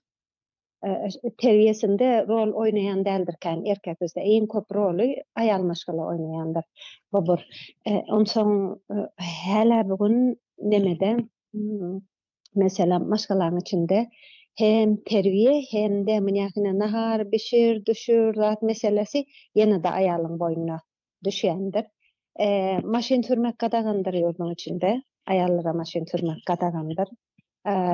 Iň pes aýlyklarda işledilýändir aýallar. Ýokary aýlyklarda aýallar ýokdur. Ve ýokary wezipelerde, siýasy wezipelerde de aýallar gata azdyr bugün. Ýokdur. Ve bulardan demek üçin ýanky deýişimiz ýanak siýasy reformalar diýer, başda siýasy reforma bolup eğitimde, nemede sosial ulgamda, onsoň ykdysady ulgamlarda hemmesinde reforma geçirmelidir ki buların hak, hukuk nähil diýilýär desteklenmelidir. Mesela mekteplerde eğitim vardır. Eğitimlerde çoğunlukla yine Sovet Soýuzyna şeýledi. Erkeklere aýratyn zat öwretýärler. Aýal maşgalalara diňe nahar bişirmäni öwretýärler. Muny häzir emine tehnika bilen diňe erkekler meşgullanmaly. Aýallar diňe öýüň işi, hyzmat işi, biş düş şeýle gurulan ki yapymyz. Doglandan eýem bir gyz doglan wagty onuň eýem geljekde etmek roly eýem bellenip goýular. Iň köplenjem biziň gyzlarymyzyň etmeli roly hyzmat we çağa terbiyesi kän berilýär. Şu uğurda egitilýär, şu uğurda baskı vardır. Maşgalalarym munyň üzerinde edilýär. Erkeklerim maşyny uğrundan şonyanak işlere erkeklerim yönlendirilýän öz uğru vardır. Ve eğitimde bu uğurlary meniň pikirim ikisine de deň derejede öwredilmelidir. Häzir döwre alsak aýallara diňe nahar bişirip diňe hyzmata taýýarlap erkeklerim münýanak nähil diýen tehnologiýany öwredip zat edip aýalyň kellesi kän tehnologiýa işlemeýe zat diýen bir düşünje bar. Jemgyýetimiziň içinde bulara aýrylmalydyr. Buların hemmesi öwredilmelidir. Nahar bişirmänem aynı şekilde oglanlara da öwredilmelidir. Bäde şu kakmany ya tehnologiýany ya maşynyň meselem içini hemme zadyny gyýda da erkege de muny deň bir derejede öwredilmelidir. Şudan gelýär bizde. Näçin maşyn sürmeýe ya biziň zenanlarymyz näçin kran sürülmeýe ya zenanlarymyz näçin pilot bolup bilmeýe sebäbi bu aşakdan maşgala ýapysyndan gelýändir. Doglan wagty eýem taýýarlaýarlar muňa. Bardyr saç uzynyň akly keltedir.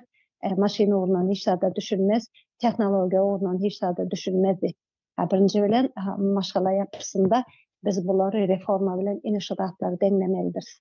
Aşaktan başlamalıdır mı? İkisinin hemme zada ona da ikisine de öğretilmelidir. Şonu edilen wagtda, bu desteklenen wagtda, bu eğitim reforma bilen desteklenen wagtda, ýokary başga siyasi reforma bilen bu desteklenen wagtda eýýän maşgalaryň içinde de deň agramlyk bolar. Muna mene de sosial üçinçilik bilen meselem. Ine bir maşgala gurdular diýelim. Bir zaman nämetjek sekretariýa häzir şu wagt. Sekretariýa diňe özü garamaly. Meselem beýleki döwletlerde ine Şwýçariýada nähili? Bir 3 ay ya 5 ay ayal oturýan olsa 3-5 ay erkek oturmaly. Ine şu aşakdan dengelen wagtymyz bärde eýýän o maşgaladaky rollaryň deňleşip başlaýan dengleme gelýärik. Erkegem şol işi, aýalym şol işi, aýalym çağa garanmakda erkegim nahary bişirmeki bu zatlary baştan oturdurmaly. Reforma näme üçin gerek? Ine şu zatlary öňküden galan yanlış bir zatları düzelmek için reformalar gerektir. Alttan şu zatları düzeltip başlamakmız ýokarda eýýän zatlar öz nemesi bilen deňlen erkek bilen aýalyň arasyndaky deňlenme dogry bir şekilde ýörer mukaddiýan. Hawa. Merdan ağa sen neme? Senden bir haýyşym, bir örnek berseň. Biziň aýdýan zatlarymyz bir uçuk bir hyýalymy ýa bu zatlary ýerine ýetiren ýa bu zatlary ornaşdyran bir döwletler barmy sen bilenin? Bar ene Finlandiýanyň siyasi emmesine durmuşyna hemet gördüm da açyk belgiler öwrendim bolyn. Şu taýda bundan öňdäki Premier Minister Renan Maşgala 34 ýaşynda bir hökümetiň başyny alyp otur. Bir dönem hökümetiň başynda oturýar-da. Ine şu taýda ýani Renanlaryň siyasata goşulýandygyny ýani hukunyň ýerine ýetirilýändigini görkezýär-da. Şu taýdan soň biz Renan eken erkek eken diýip durulan nokta ýani akla bolan näme diýip hormat diýip aýdýan ýa şonuň ýaly hukunyň aklyň üstünden geçýändigine bir kide nemesi bar da düşünjeler bar olaryň. Ýani çäklenme zenan boldy diýip sen siýasatçy bolmarsyň diýilen bir neme ýok da düşünje ýok. Näme üçin bolanda şu taýda ýurdun ýatyrym ýapylanda birinçilik bilen bilime ýatyrýar ekender. Nemesini biliminem üstünden neme hukuk reformasy doldurýar-da. Şonda näşodenan maşgala bir dönem nemeni geçirýär. Diňe ol Premier Minister höküminde de däl galan, yani içeri işleriniň ministram, daşary işler ministram denan bolan wagtlar bar. Ýa-ni akla bolan neme bar-da, yani isleg bar. Ýa-da neme diýip aýdaly? Aklyň derek tutduğu ýer diýip aýdylýar şoňa. Ýoksa mene daş döwrüň suw bir Finlandiýadan daş döwrüň suw Demirek tarabynda asla altaýlap günüň batmaýan emmeler. Yani bu üýtgeçlik tebigaty bar da. Yani şonuň ýaly agyr şertlerinde ýaşaýan ýurtlarym ýa-da Izrail alfagam bolýar. Akla derek berýän ýurtlarda zenan erkek diýip duran oklar da akyl bilen öňe ýörenlerinde hukuk dikelýär. Ondan soň yksadyýetyň berk bolýar. Ondan soň siyasi görüş bir neme dogry siyasi görüş bar da. Ýurdun şeýle bolanda dogry bolmaly, halkyň bähbidine işlemeli diýip bir oturdulan neme bar. Düzgün bar. Ýylyň da gelişe, yani gelişebilme nemesi bar. Ýagdaý bar da, hukukda şeriat, İslam dininiň şeriaty bar da. Şonu näme üçin hukukda ulanıp bolan noktalar, bir sabit demedi ya. Yani gelişmesi yok diyor sonun. Rotayda bellenen zenanın sesi, iki zenanın sesi bir erkek bilen deňdir ýa-da mirasda da erkek iki nalta zenan yarımna leýandyr şonuň ýaly nemeler bar da çäklendirmeler, sabitler, nemediler bar ýani. Deň hukuklulyk ýok. Ondan deň hukuklu bolmadyk ende de gelişip bilme nemesi bolanok. Ýa-da iyi bolanok. Şonuň Owa, ýaly bu Erkan sözüň jemlen bolsa Finlandiýa diýende ýadyma düşdi-de. Finlandiýanyň taryhym bizim taryhymyz bilen, Oğuz taryhymyz bilen meňzeşde. Oğuzlara göçebe ýaşan milletde biz taryhda. Finlandiýalılara Tokoyda göçebe ýaşan nemeden gelýär. Köp nememiz meňzeş aslında. Taryhymyz ýa-da 1809-1917 ýyllar aralygynda Russiýanyň kontrolünde bolup nemeden de onlardan uğur alsak yani ol Finlandiya nire haýsy ýere baryp getipdir ösüşde biz nire gelipdir diýip deňeşdirse bolýar da hasam nemeden ýerim bar da ýani aýdyp geçdiňiz welin Finlandiýada geň galan bir ýerim bar. Adamlarda yalan gepleme nemesi ýok. Kulturasy, tebigaty ýok. Ýagny biram bilim dereceleri has ýokarda. Esasy bilime has köp üns beripdirler. Yani dünýäniň birinjisi bilimde iň ösen ýurt tasaplanýar.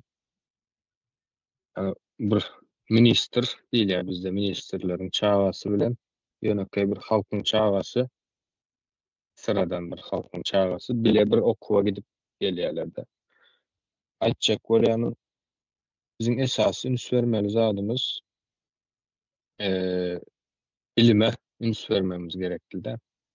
Yani inanç, din, kultura, o erkek ayal eşitligi ýa-da beýlekde adyny tutmadyk hemme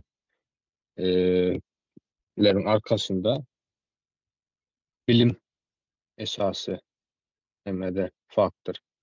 Yani bilimi olan cemiyetler gürleşip bu meselelerin, bu problemaların üstesinden gelýärler de. Onu aýtjaktym aýdanymyzda ýadyma düşdi. Owa şu neme bilim diýdiň ýöne bilim däl başlangyç logika pikir ýöredip bilseler ne Lyon ildeşimiz o mysal getiripdir da ne siýasatçylary da ene doğurup dünýäge getirýär diye. Oğuz dinanlarımızın awraý, izzet, hormaty uly bolýar diye. Ne siýasatçylary da dogry aýtýar şu ene dogruya. Ýöne şolaryň bir gadyr gymmaty bolmaýa. Ona ähili gawat neme logika gawat gelmeýän bir pikir.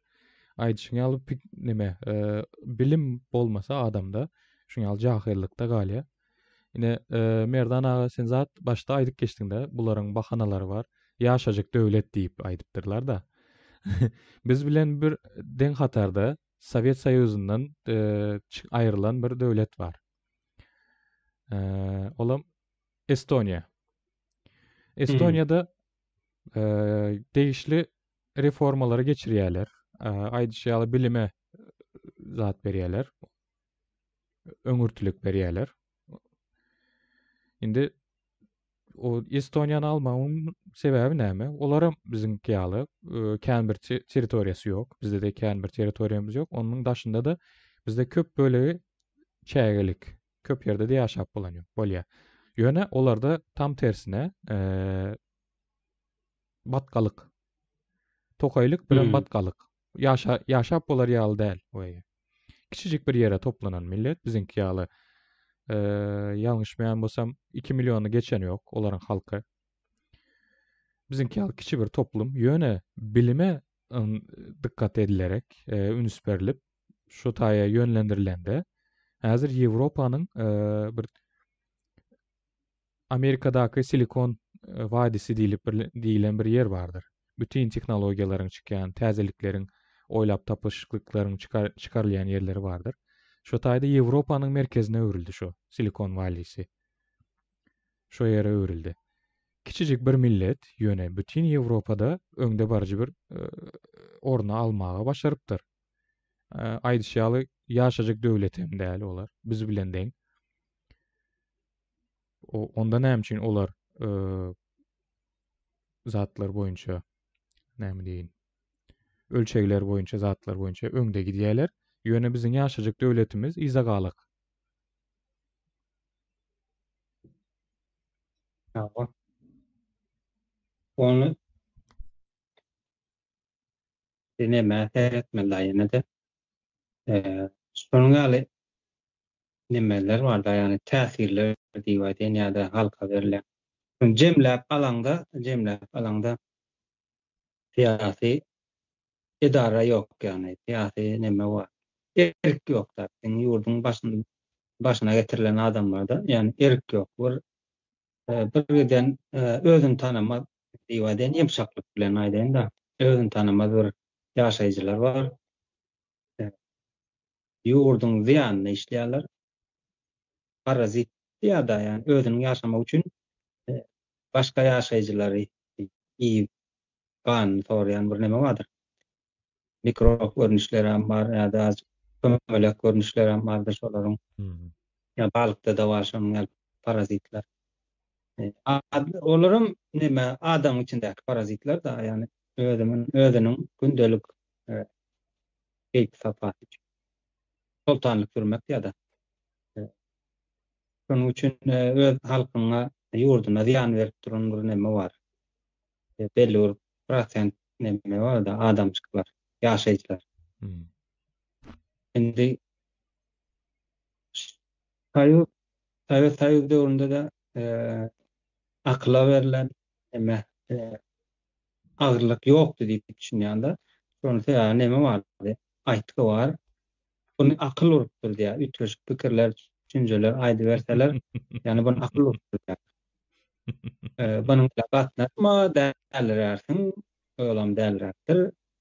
Ýani şol siyasi, ýani ama aýtgeçde agyna salyp berýärler, jahylyň agyna salyp berýärler şo neme sözleri. Ýani pikirlenmege ýa bir akla bolan neme sarpasy, hormaty, ýani halka logika pikirleniş ýa şo ýagdaýlar halka ýaýlanmalygyny öňüne alypdyrlar da. O adam belli bir partiýanyň ideologiýasy üçin ýaşapdyr adamlar. Ýaşaýjy köpünde öndürýär. İşleýär, tek saatyn gitdiýär gelýär, başgalardan iş bolmaly, siýasatda, politika bilen. Şu adam şonuň ýaly belli bir toparjyk ýaş neme bilýär, garyn dok gezýär, iýje arkaýy ýatyp bilen okmy. Olaýam şu wagt mesneme bolupdy, sonra aslında galan halkym helak bolup ber. Yani Finlandiýa bilen biziň aramyzda Finlandiýada nähili akla verilen deger bar. Akla verilen deger bolanda şo taýda bilim reformasy, halkyň bähitini işler, iqtisady reformalar, halkyň bähitini işler, hukuk reformasy ýene de şo ýurtda ýaşaýan halkyň bähitine bartynam jemleýänam şol siýasy reforma. Siýasy halk bähitli siýasy reforma, ýani türkmençeläp aýdanda özerklilik diýen bir neme bardyr, düşünje bardyr. Şol ortaga çykmaly.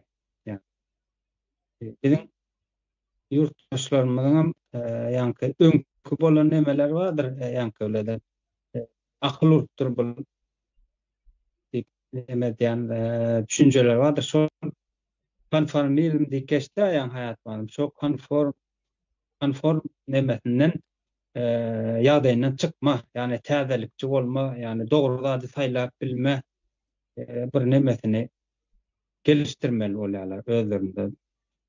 Duýgularyny diýýärler. Şu dogry, şu nä dogry diýen bir nemeni aýyl saýly bilmeli. Gara saýlaya diýer, agyn garany. Şonu edip bilmeli gerek bu da halkymyz. Şo ýa-da ende zenanmyzam hukuky dikkeler siýasatda da bolup biler, politikada da bolup biler. Garas zenan öňe çykarylsa medeniýetiň hem gelişer, garas ýurduň hem gelişer. Şonuň ýaly teplenişki diýär-de ýygyma. Hayatdan söz alacakmı? Siz boldunuzmu sözünüzü? Men soň dowam eden aýdyr. Doğru diýeniz Merdanbek. Nämçe gerek reformalar? Onda da siyasi reforma nämçe gerek? Bizim milletiň bir kimligini bermek üçin, kim boldugyny beketmek üçin. Bugün bizim bir kimligimiz ýok. Biz bugün kim boldugymizy bilmeýär. Biz kim bugün? Bilemsizmi? Bizim üzerimizde İslam'ın täsiri var. Bizim üstümüzde Sovet Soýuzynyň täsiri var. Biz özümüzi bilemizmi? Özümüzi bilemizmi? Taryhymy unutturuldy, dilimiz unutturuldy. Bugün dilimizden bizen gaty bir erwet ýagdaýda. Näçe bir-birimiz bilen düşünüp bilemizok bugün dilimizin garyplaşanyna. Biz başda bir özümizden kim boldugymizy, biziň aňyrdan gelýän taryhymyz, köklerimiz näme? Bugün bilemizok. Bugün kommentariýada ýazylan wagty türkçe ýazan wagty türkçe ýazmada türkmençe ýazyp durlar. Türkçe bilen türkmençäniň bugün bir zatdygyny bugün bilemok. Türkmen. Ata-babalarymyz kim bolupdyr? Nerden gelýär? Taryhymyz näme? Biz Oğuz bolup Oğuz näme edipdir? Oğuzyň gylyk käsiýeti nähil? Biz muny bilemizok. Bu zatlar bizi unutturdular. Gatykän täsiri bardy, gatykän faktoryň täsiri bardy we bugün gelip biziň familiýamyzdan özümiziňki däle. Familiýamyz özümiziňki däl. Dilimiz Arap, Fars, Rus goşundulardan dola. Reformalar näçe gerek? Bu zatlary dilimizi hakyky özümiziň kökümizden gelýän dilimizi taplandyrmak üçin, bugün gelip özümiziň kimligimizi öwrenmek üçin, bilmek üçin, kim boldugymizy tespit etmek üçin gerek bir reformalar. Biz haçan özümiziň kimligimizi bilen wagtymyz, aňrymyzyň nähili köklerimiz nerden gelýänini öwrenen wagtymyz, nähili bir biziň köklerimiz bolupdyr, nähili bir täsirimiz bolupdyr dünýäde näçe döwletler gurupdyr, nähili bir nähil diýip aýdan gaty bir taryh var, türkmen var ýani taryhdan Türk'ün tarihten bir türkü çıkartan tarih yok diye, gerisi yok diye. Biz anırdan nero tarihin sahipalarında ken sahipa alan var. Millet kökümünde özümüzü tanımamız gerek bugün. Birinci bilen şol kimligimizi, özümüzün identifikasiyamızı, özümüzün o dilimizi dikeltmeden özgüvenimiz özümüze gelen o. Saplanmamız gerek. Bizim bu nemedip täsir eden ol erwet negatif zatlardan saplanıp saf özümüze dönmemiz için gerek. Bir kere bu reformalar. Şular aýdaýyn. Awa şu nemeniň dil üstünde menem üstüne bir zat goşaýyn. Bir dilde bir söz bolmasa şol barada bir pikirem ýokdur diye. Düşünýäňiz dälmi? Türkmen dili garip bile isteye bilkastlayın gariplaştırıldı.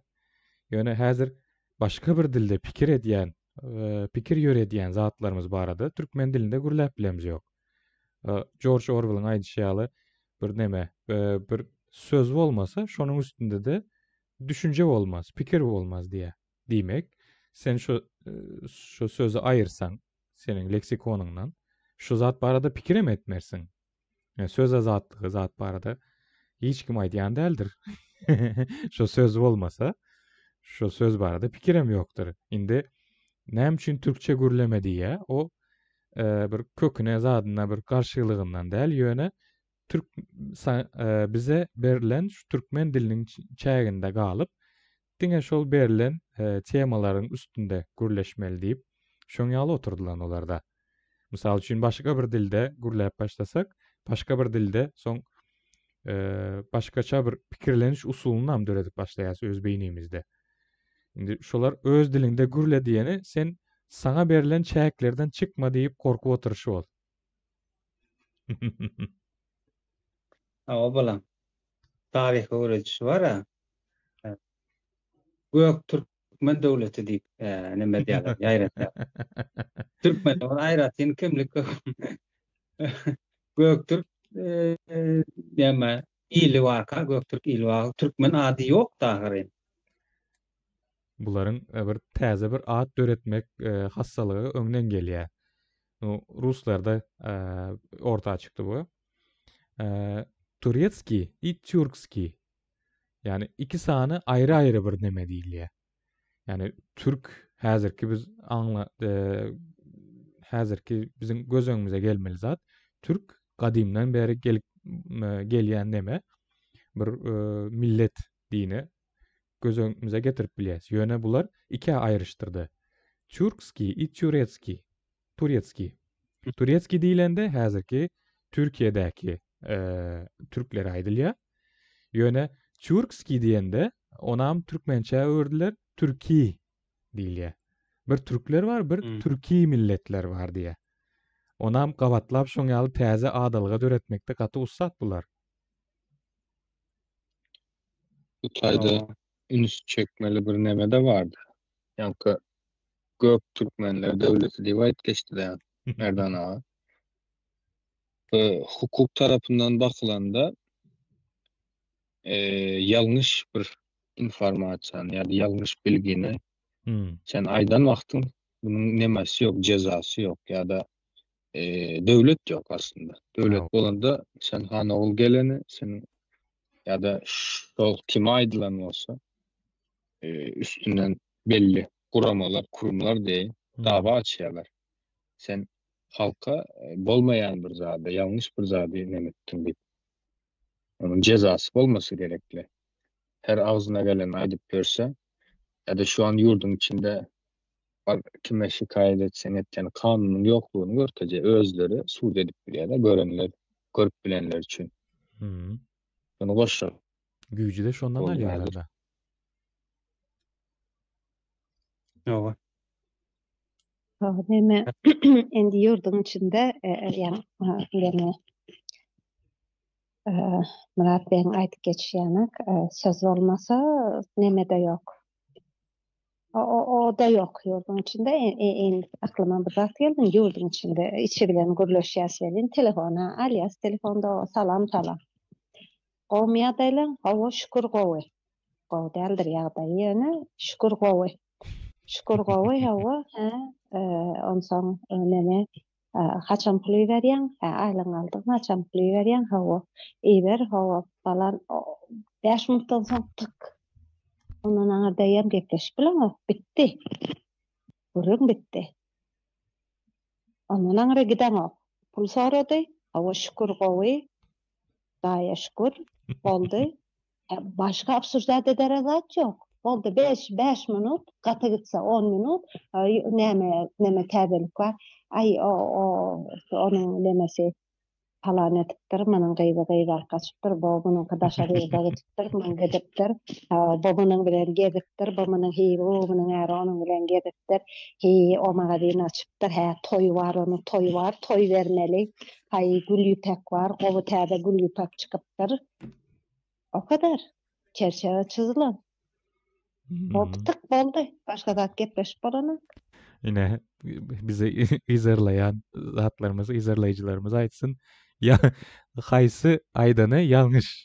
Bu aýdanlaryňyzyň bary hemmesem şu izarlayanlarımız eşdendir. Iň bolmanda bir gezek. Bolmasa başga bir gürleşere bir başga his adam ýoga. Plan zady okudum, plan zadyň bu zady bar eken diýip bir öwrenen zadyny hiç kim aýdan ýok. internetde mun ýaly zat gördüm diýer. Şu öwrendim bir zat diýip aýdan adam ýok.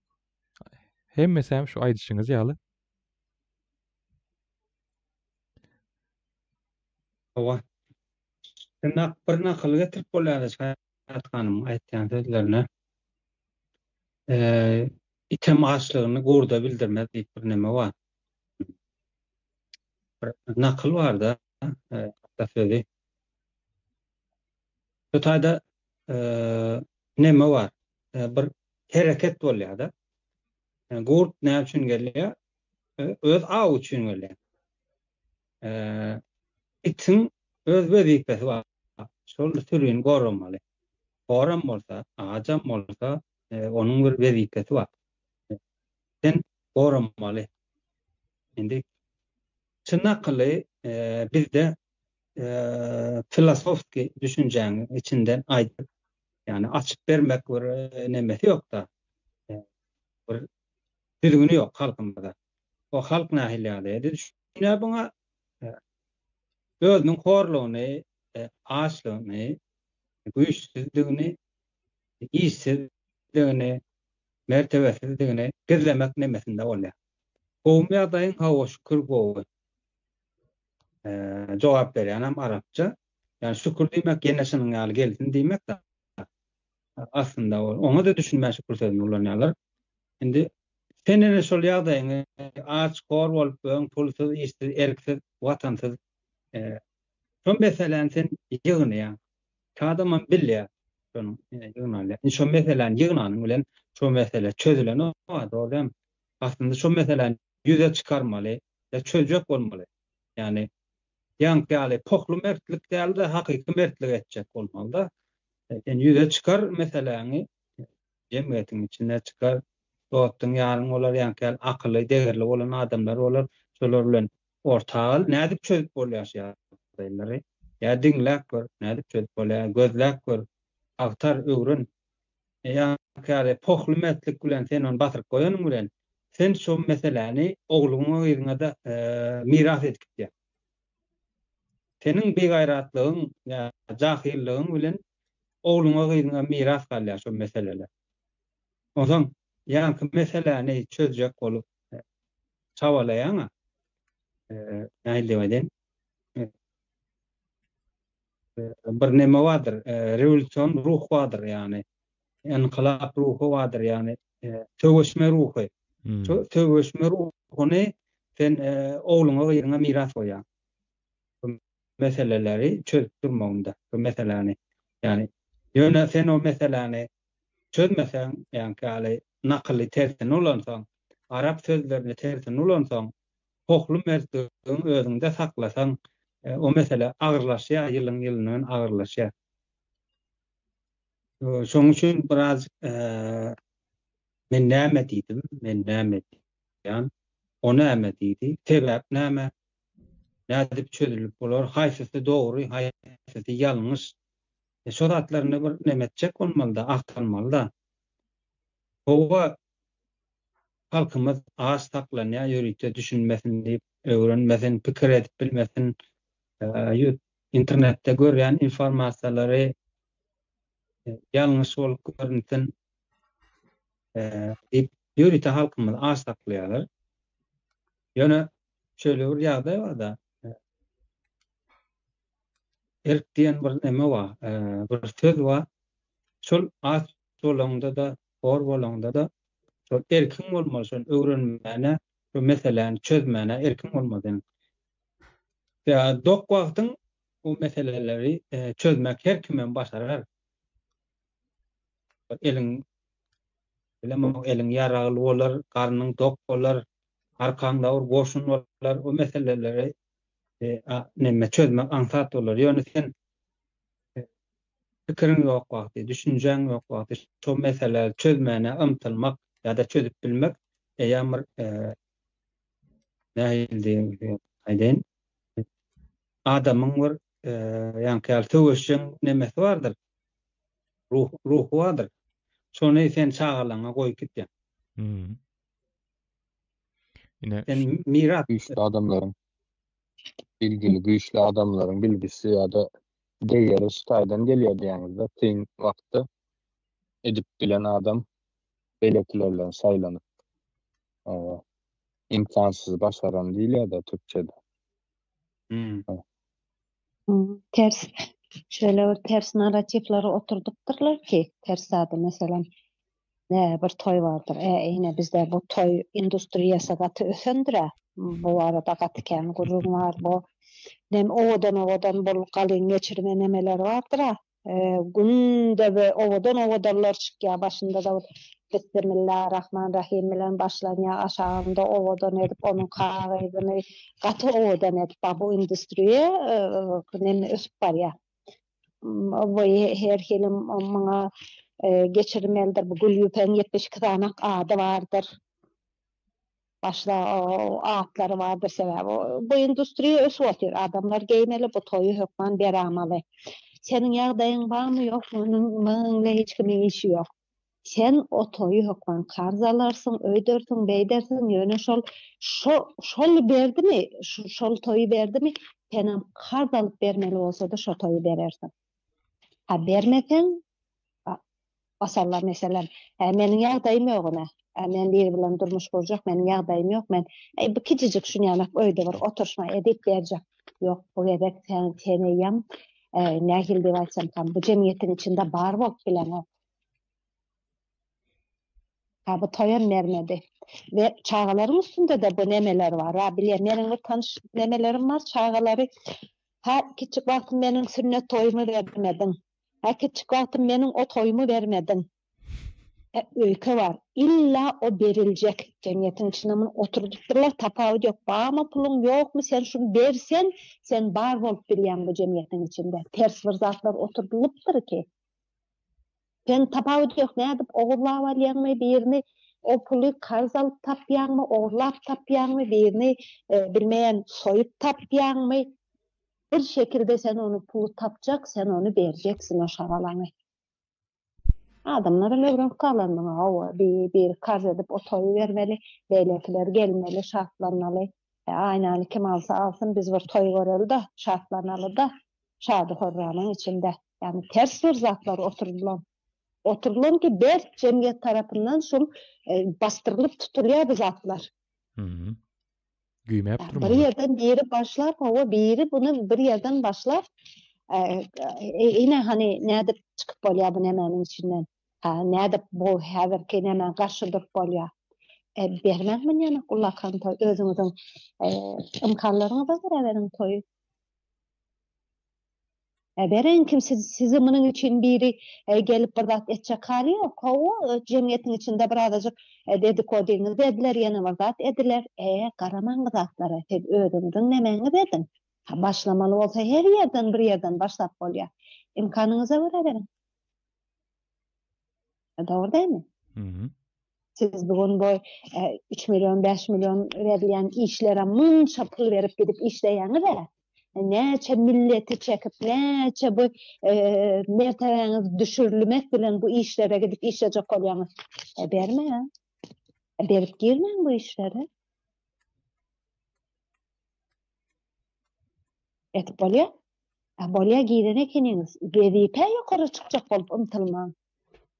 Bolýar. Mesele bile milyonlap bir çağalarymyzy okuw ýetirjek bolýaňyzy bermeň. Bermeň girkizmeň size hiç bir zady saglamaya. O yerden diplom almak size hiç bir zady saglamaya. Milyonlap pul berýäňiz, okutýaňyz, gelýäňiz, ýene şol 5 milyon, 6 milyonluk iş o size hiç zat saglano. Siz onu şo berjek oňa puluňyzy başga bir zat edip bilersiňiz. Berme. Her yerden başlasa bolýar. Bahana öğretmeye gerek gelmez diyen. Küçücük olsa da bir yerden başlap bolýar. Handiye da bu hareketin bugün bu hareket etmesek mesela bir şekilde direnmesek bir şekilde buna direnmesek geleceğimiz yok. Bolýar biz erki çağalarymyzyň aklanmadan onlardan arky neslimden gelecekler yok. Bugün bir şekilde direnmesek. Bunun hoplu tarafı var. Howene Milli Halaset Komiteti vardır. Bunun hoplu tarafını edip oturundur. Ama hopsuz tarafını siz edip bilýäňiz muny. Küçücük zat bolsa da ine şu zatlardan başlap bilýäňiz. Like koyup bilýäňiz meselem, bir kommentariýa ýazyp bilýäňiz. Ýok, tap bilmeýärler tabii. Sizin like koýanyňyzy hiç kim bilmeýär. Hani göreli şu ýerde milli halasyatçyda GSM goýan bir habarynda 50.000, 100.000, 200.000 like bolsun hani. Nähili ütgeşmeli. Maňa bence de bahana tapmagy gerekler. Her kim özüniň kapasitesyna görä, küçücük bolsa da bir iş edip bilenleri. Bugun bir ideologiya bardır. Täze Türkmenistan we bu täze Türkmenistan üçin her kim bu diňe halka değişider. Bu munyň polisiýasy bardyr, munyň harwysy bardyr, munyň bilmeýän bu hemmemiz bir geminiň içinde. Bugun bu halk elbette yaşanýan siz bu geminiň içinden syparyn diýen zat ýok we häzirki rejimem gaty elbet rejimdir. Bugun gelip diýeni sizi o iýendir. Rejim özünü özü tükeden iýen bir rejimdir. Aman alarmysyňyz? Ýok, barmasyňyz.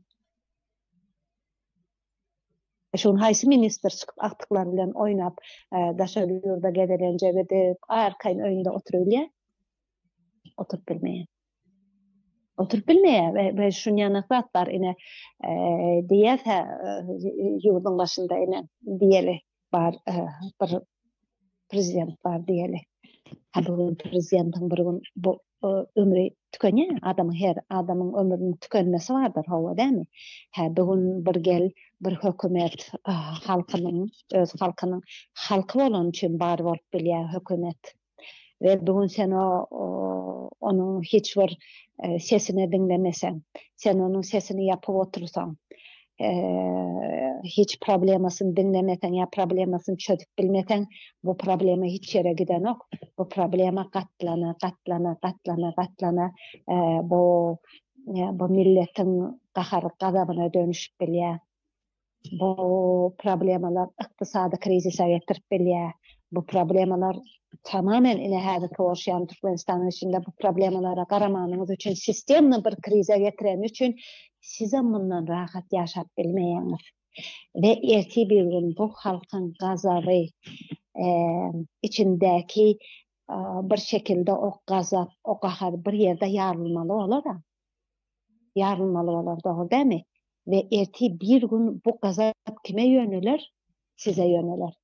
Amana alarmysyňyz? Ýok. Näme islersiňiz şowap? Bir gumanly bir döwlet, hukuky üstün bir döwlet bolsa-da, meni hukuk boýunça ýargylasadylar diýersiňiz. Dogrymy? Bugun sizin edişiňiz ýanak türmelerde ol gynap, o adamdaşy, insandaşy gynamalary özüňiziň teniňizde, üzeriňizde denemek ister misiniz? İstemersiniz, dogrymy? Bugun hakyň, hukugyň bir insany cezalandyranda da gumanly bir şekilde cezalandyrmasyny islemezmisiniz? İstersiniz. Ve ýaş basdykça insan muny oýlamak zorunda, düşünmek zorunda bolýar. Şoň üçin munyň üstünde düşünmek gerek. Hukugyň işlemesi iň gowdatdyr. Hem başynda oturanlar üçin, hem halk üçin. Şunu aýdaýyn diýdim. Abdurrahman, bizim wagtymyz da mada boldy.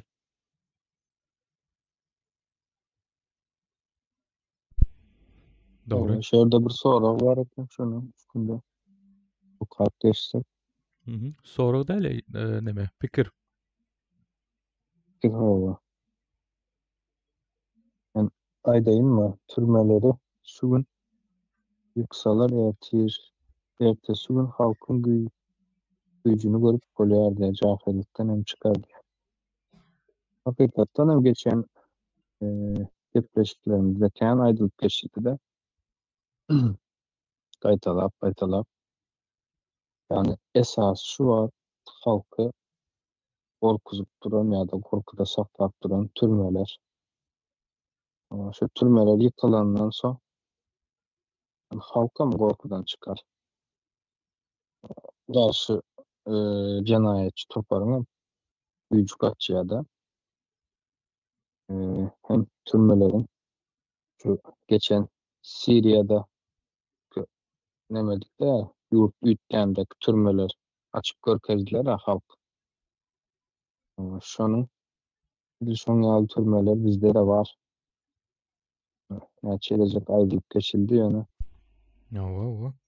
Halk Gynamalara sezabar bilmedim. edilýän. Bir giden adam bar. Bu Ahmed isledi, Mehmed isledi diýilip neme türmeler boşadyň diýemiz ok. O taýdaky edilýän insan suçlary, insanlyğa garşy suçlar işlenýär o taýda. Şonuň üçin boşadylmaly diýäs bize. Ya Ahmed isledi, Mehmed isledi diýip neme dilen ýok. O taýdaky bolup geçýän işler hiç bir akla sığýan zat däl. Şo taýdan çıkanlar size aýdyp berer hakyky ýüzüne. Bu özüne hökümet diýenler hökümetmi ya terörist rejimmi? O taýdakylardan çıkan adamlardan sorarsınız. Ne şonda halkın güýjüni aýdýaly doğrudanam şonda görersiniz. Bolýar şu taýda jemlerim bileriz. Many Türkmen halkyna öwretmek gerekkämi kadýan şu Türkmen ikiniň biri o ýerden geçip gelen, Türkmeniň içinden geçip gelen ikiniň biri onu görüp gelen. Muny ýörite geçirdiler ki o ýerden gorky insanlar üçin. Karatyn istemän gözüni görkezmek üçin ikiniň biri geçendir. Muny Türkmen gatawy bilýändir. Hiç Türkmen amyny düşündirmäge gerek geldir. Biz dünýäde 4-nji ýerde durýas türmeleriň içinde yani gece sany boyunça iň köp sany boyunça dünýä 4-nji ýerde oturýar we biziň bugün türmelerimizin kapasitesinden 3 gatyndan fazlasy oturýar türmelerin içinde. Ya türmelerden çıkan adam bir kere daha ön kıyanak bolup bilen ok. O adam şekline dönüp bilen o adamlar. O gören şiddetinden, o gören travmalarından, o gören insandaşy beýnamalaryndan many Kur'anyň bagam gurrunlarandyr. Ol gaty erbet satdy. Bu ne hakkany ýerde ýatgan däldir. Bu zat bugün halkyň başyna gelen bolsa bugün ýokarda oturanlaryň başyna gepdirýär. Buny aýanka aýdyp oturmuş. Hukuk işlemeýän bolsa bugün bir gaharyk gazaby pür dolan onu ayağa alan wagty parça ediljek şeýle ol içinde oturup çıkarılan adamların içinde o bar. O hiç yere giden ok. O gazap, o gören zatları, o yerde öldürenlerin karındaşları, doğulları, enatası. O adamların içinde bu. O zatiyattan çıkmaya. Ve ilk bir fırsat gelen vakti bu gaharını çıkarsa kolorlar. Ve indi düşünüp görün, bunların çeken zatlarını bunu çektirenlere görkezek kolorlar. Hukukun üstünlüğünün yok yeri şeyler oluyor. Siz bugün hukuku yok etseniz, o hukukun yokluğunu sizden denemeli olursunuz. Bir yerden sonra. Bu uzun beylik devam ettirmeyen bir hafta. Bunu tarih görkediye devam ettirmeyen mi? Bugün ol deyip zincirde saklan adamlar bile o ayağa kalıp bahar garaptan ayağa kalan olsa bugün demek bir milletin ayağa alma kapasitesi çok yüksektir.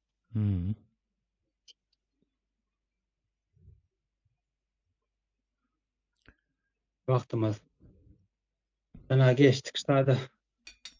Tamamla. Owa. Kän bir neme soragym ýok. Şu taýda jemleben bileriz. Jemlemezden ozal men şu pul uğratýan adamlara sag bolsun aýtjak. Kiýsäňize bereket. Eden goşantlarymız uly kiçi diýmen. Goşant koşup ýörsiňiz sag bolun.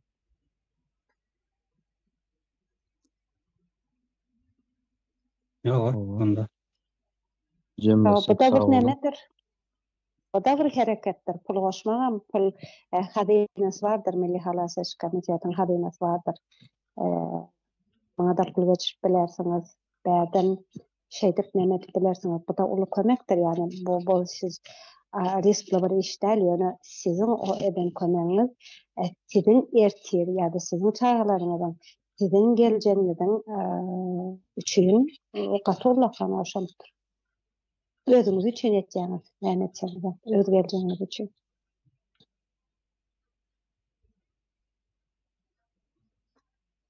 Ýok, kardeşler geleňiz üçin taňa ýakasyn. Sag bolun, gene görüşürüz. Oğuz ile esen bolsun.